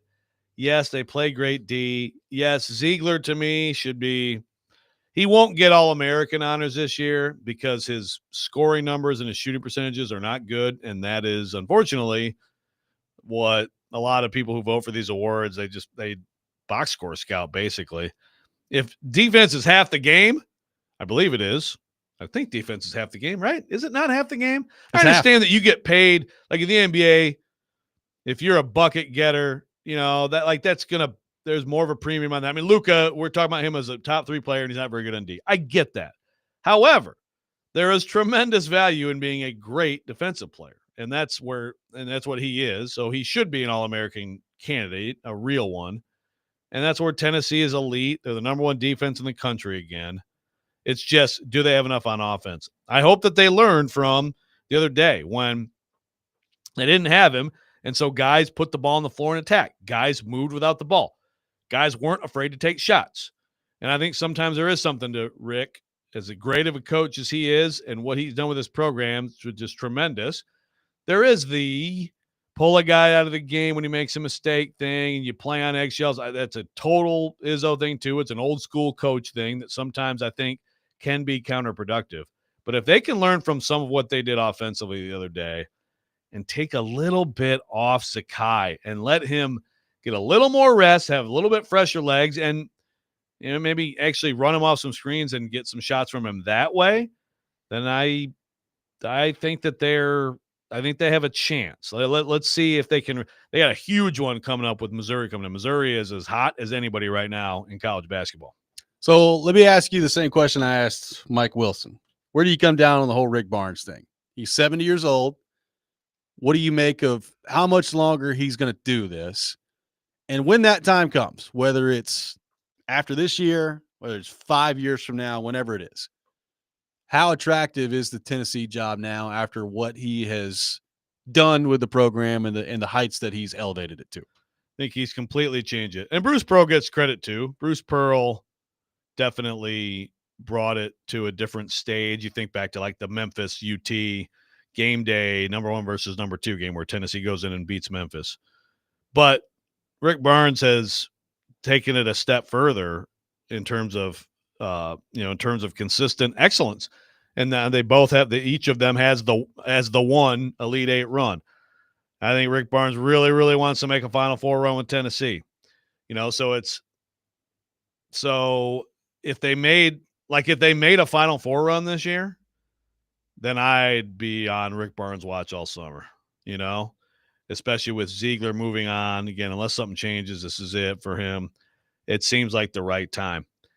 If they don't, I think it's more likely he comes back. Look, recruiting is going well. They do well in the portal every year. They have a good system going. But yeah, I think it's got to be close. I think it's potentially close. As far as the attractiveness of the job, yeah, look, I think that it's very possible that a Rick Barnes guy could get the job. Not sure who that would be. Rob Lanier is a very good coach. He got ousted at SMU for no reason, was actually doing well there. He's at Rice now. Kim English, Providence, he would be a candidate. But I mean, they could go out there and command a lot with the resources they have, with what they've demonstrated, the basketball crowds they have, what they've demonstrated in terms of talent. I mean, everything is grade A. It's not a blue blood, but look at their success they've had against Kentucky in the last few years. I mean, they're as good a program as there is in the SEC, and the SEC is the best conference all of a sudden in the country, which 10 years ago would have been laughable. So I think a lot of things have made it way more attractive. They could get if they wanted to go out and just open it up and try to go, maybe get I don't know. I'm trying to think of who would be right now, a young coach at a good program, but would be would Pat Kelsey at Louisville. If you really like that guy, he just got there. Somebody like that, or even a more established coach at a really good program. I think Tennessee can go. I mean, I don't think they're going to get Nate Oates, but I think they could go out and get somebody really good. I got one texter that says, I've seen this story before. 4-seeded Tennessee lose to a 512 seed at large team. That'd have to be 5 seed. Yes, Tennessee. It would be. Or a 4 against a 13. Yeah. Yeah. Well, I mean, they went to the Elite Eight last year, and they were the 2 seed. Purdue was a 1 seed. Purdue had the 2-time National Player of the Year, and they didn't call any fouls. He committed no fouls. Yeah. No, but yeah, I mean, it was basically a home game for Purdue in Detroit. I was there, and they fought, and man, they had a real chance to win that game. And look, that team last year is one of those examples of, if you mess up a couple times and you get kind of stuck in the wrong bracket, I really think that team advances to the Final Four from other regions, but they got stuck in Purdue's region, But you got to remember that they made that Elite Eight run. They didn't get upset by anybody. They have, they've had, I think that the team that lost to Michigan, that was a team with Kennedy Chandler, that really could have done something, but they didn't. The offense with this team scares me. It's difficult for me to believe that they're going to put together a run to the Final Four this year when they're as inconsistent as they are offensively. At some point in tournament time, that catches up to you. Maybe they did figure something out against Florida. And if they did, then great. Then the defensive numbers are going to keep you in it if you're them, no matter what matchup you're in. But at some point, you can't just have an absolute stinker on offense, which they've had too often this year. I agree. And what I liked is that Felix Okpara a couple of times just got the ball in the post and attacked. It wasn't just a pick and roll lob, which is how he scores most of his baskets. Cade Phillips running the floor, attacking the rim. They didn't even have Milicic in that game. I mean, he has been their best big as far as offense. He can hit the 3. So they also survived without him spacing the floor. And I just think, if those 2 bigs are going to play like that and dive to the rim and attack, Milicic hit some 3s. Chaz Lanier is he's going to catch and shoot shooter. But I think if everybody stepped up the aggressiveness and again took a little bit off Ziegler's plate, I think they could have enough. That's national bracketologist Joe Rexrode. That's right. On the thoughts of Tennessee basketball. Have some, Lenardi. 615-737-1025. We'll get back into the quarterback discussion coming up next. And the Tennessee Titans, Robby and Rexrode, 102.5, 106.3, The Game.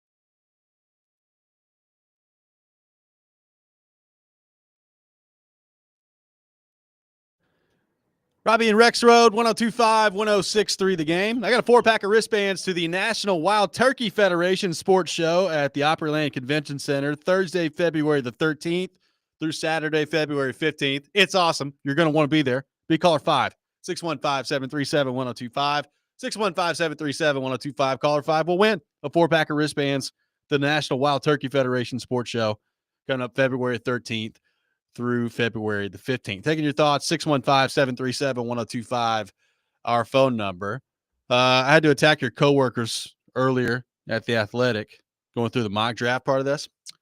You had Titans taking Advil Carter at number 1, and then Jalen Milroe at number 35 in the second round at quarterback. Not a huge fan of that from a couple of different standpoints. Number 1, I'm not a huge believer in Jalen Milroe in the NFL. Matter of fact, I thought Jalen Milroe would have been better served going back to college football, playing another year of college football, and then seeing if you can refine some things before going to the pros.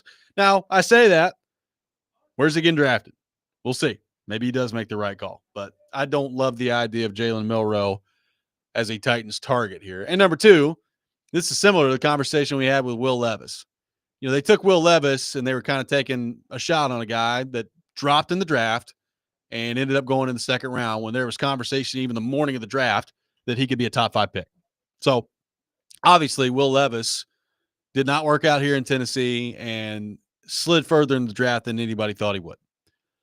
Then there's the, Malik Willis part of this. They took a shot on a guy in a third round that I don't know that they ever thought was going to be like their long-term starter, but you take a shot on a guy at number 86 overall, and you say, you know what, we like some of the tools, sit behind Ryan Tannehill for a little while, and then maybe you could turn into something. Well, they've taken some shots on some quarterbacks in the second and third round. I don't know that this is really a spot to do that. Like, to me, one of the things we talked about when they drafted Levis was, all right, well, if you really loved the guy, like loved him, and you thought that he could be your franchise quarterback, why didn't you take him at 11 when you took Peter Skoronski? If you really love one of these quarterbacks in the draft, wouldn't you take him at number 1 overall if you're the Titans? I don't know that I can envision a scenario where taking a quarterback at 35 this year makes a lot of sense to me. Now, if you trade down and you get him at 4, then okay. But 35, it's a tough sell for me. Yeah. I mean, it depends to me on the quarterback, though. In particular, Milroe's a tough sell for me. I'm pretty pessimistic about him after what we saw this year.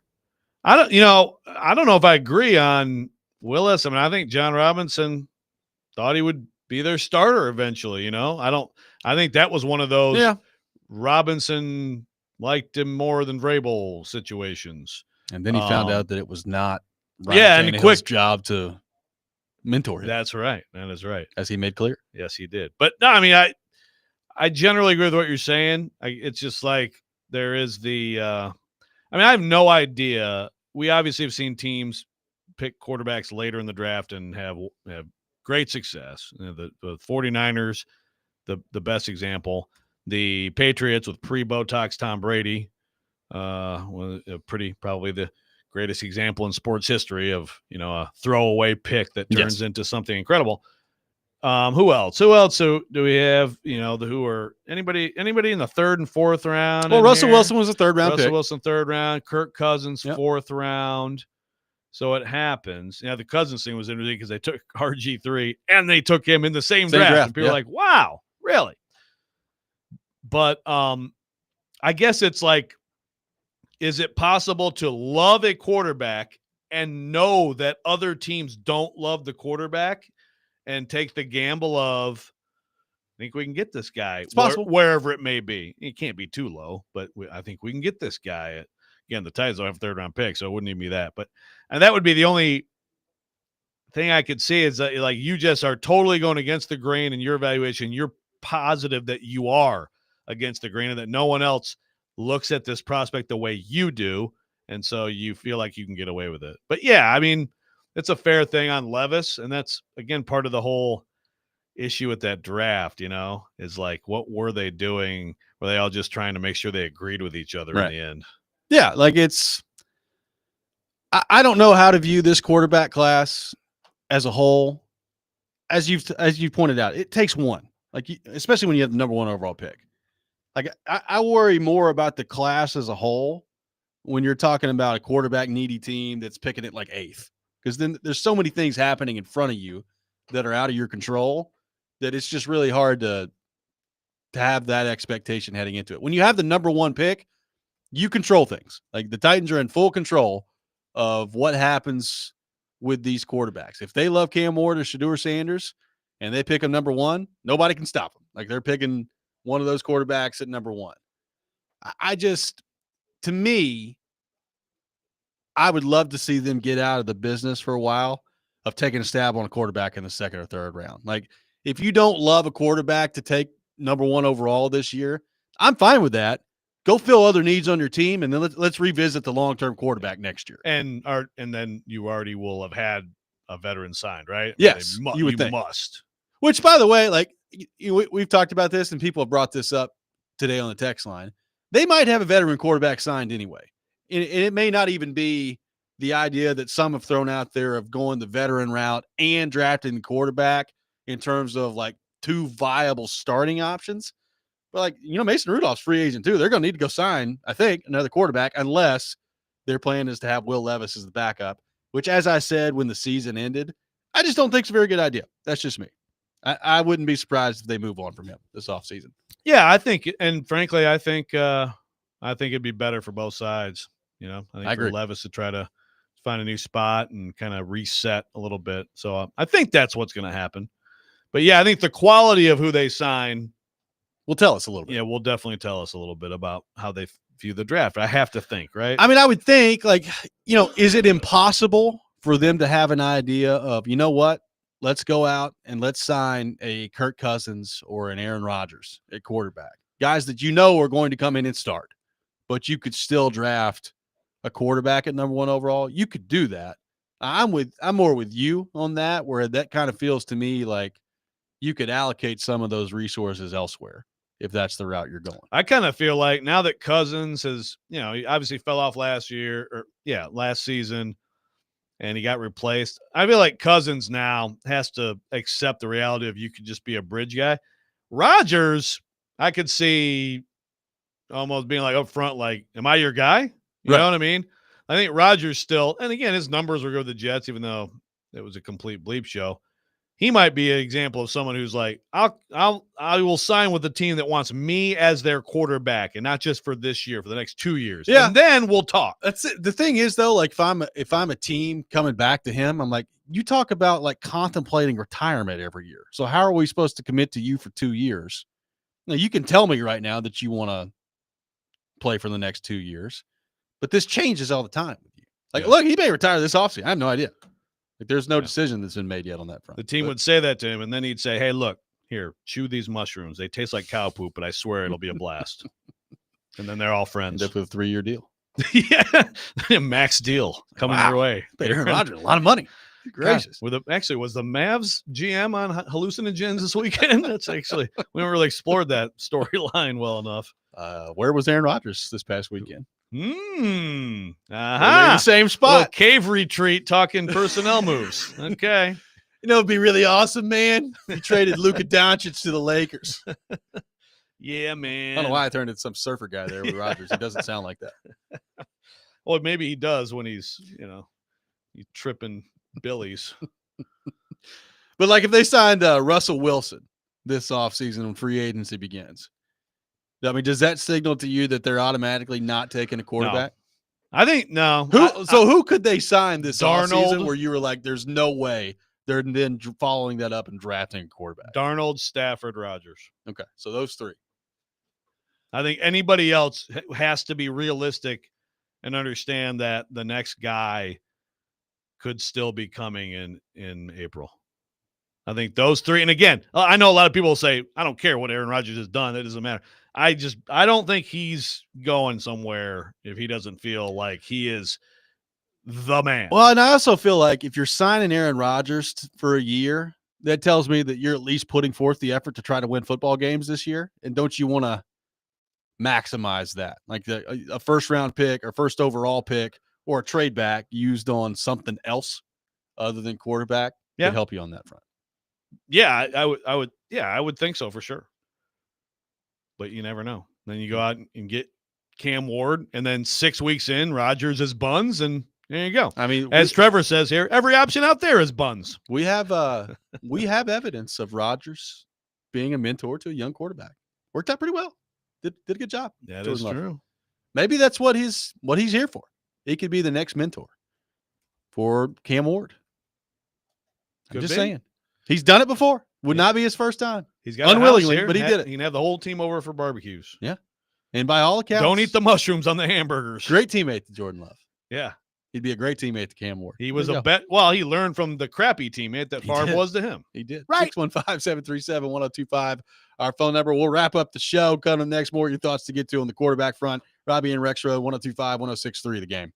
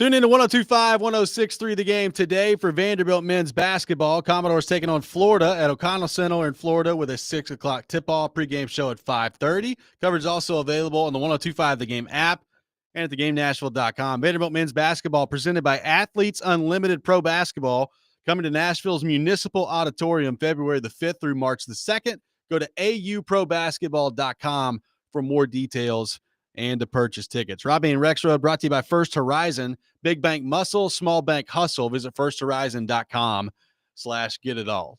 People having some fun with the Aaron Rodgers mushrooms part of this on our text line. Good to see. We could have fun with mushrooms. It's a weekday. We could get a full season of that if he signs here. Oh, man. That's what I'm pulling for this offseason. I'm pulling for an Aaron Rodgers quarterback Titans team. I mean, there's history. How much did Aaron Rodgers and Chad Brinker enjoy each other with their time in Green Bay together? And is it the long game? Did Aaron know his name?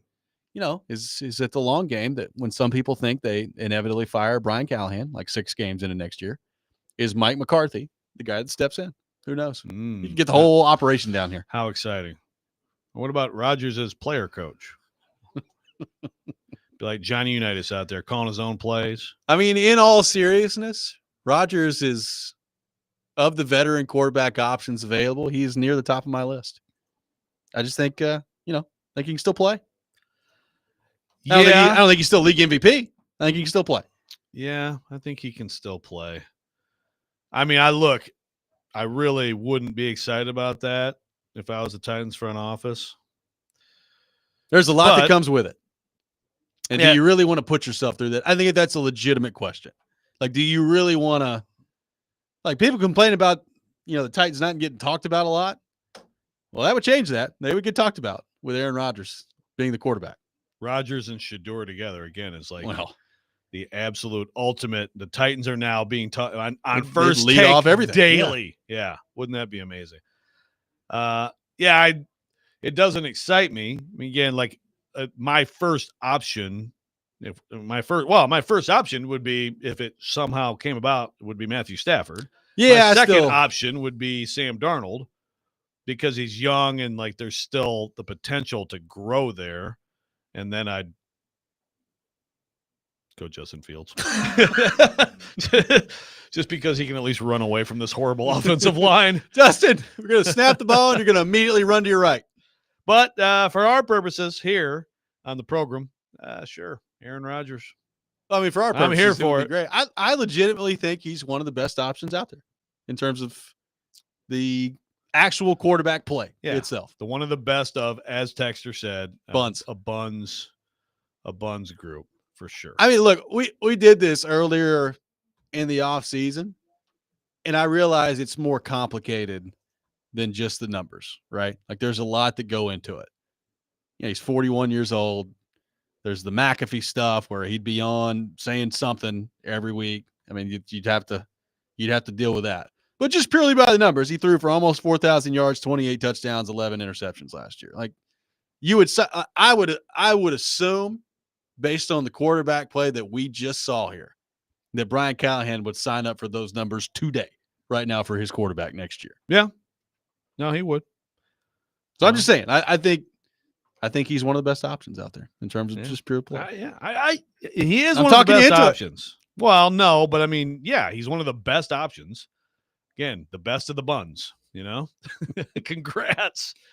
But no, you're right. His numbers are better than when I watched him play this year. Yeah. So I would agree with that. I don't know what that means exactly. Well, again, like quarterback wins are not a quarterback stat, but those numbers led to a 5-12 team with a team that I think we would agree is significantly more talented, at least on paper, than this Titans team is. So what does that mean? Right. Like, what does that mean? I don't know. It means it's not very exciting. Yeah. I do want to give a shout out to Ricky W on the YouTube chat, who posted 97 times a day, including the very important point that Roman Yossi's captaincy is probably the thing. That's the real story. That comes up a lot. Put a C on someone else's jersey, and I'm sure it's a totally different look this year for the Preds. They're right there contending. He also said that He wants his captain to have more of like a lumberjack look to him. Okay. Yeah. That'll make the difference. Yeah. No, that's a big deal. Well, I mean, look, Roman grew his hair out a couple years ago. Had a little beard going. Was that lumberjack? I don't know if it was lumberjack, but it was, a little shaggier than we're used to with him. I kind of liked it. So look at you getting a little rough around the edges. More like a model for Lumberjack magazine. Yeah, pretty much. Yeah. But yeah, I don't think that's really the story. I don't think know that's the why we keep going there. Yeah. I don't know that there's a more overrated thing in sports, in my opinion, than captaincy of a hockey Getting team. the C. Here's what I always, when that conversation comes up, here's kind of what I always fall back to.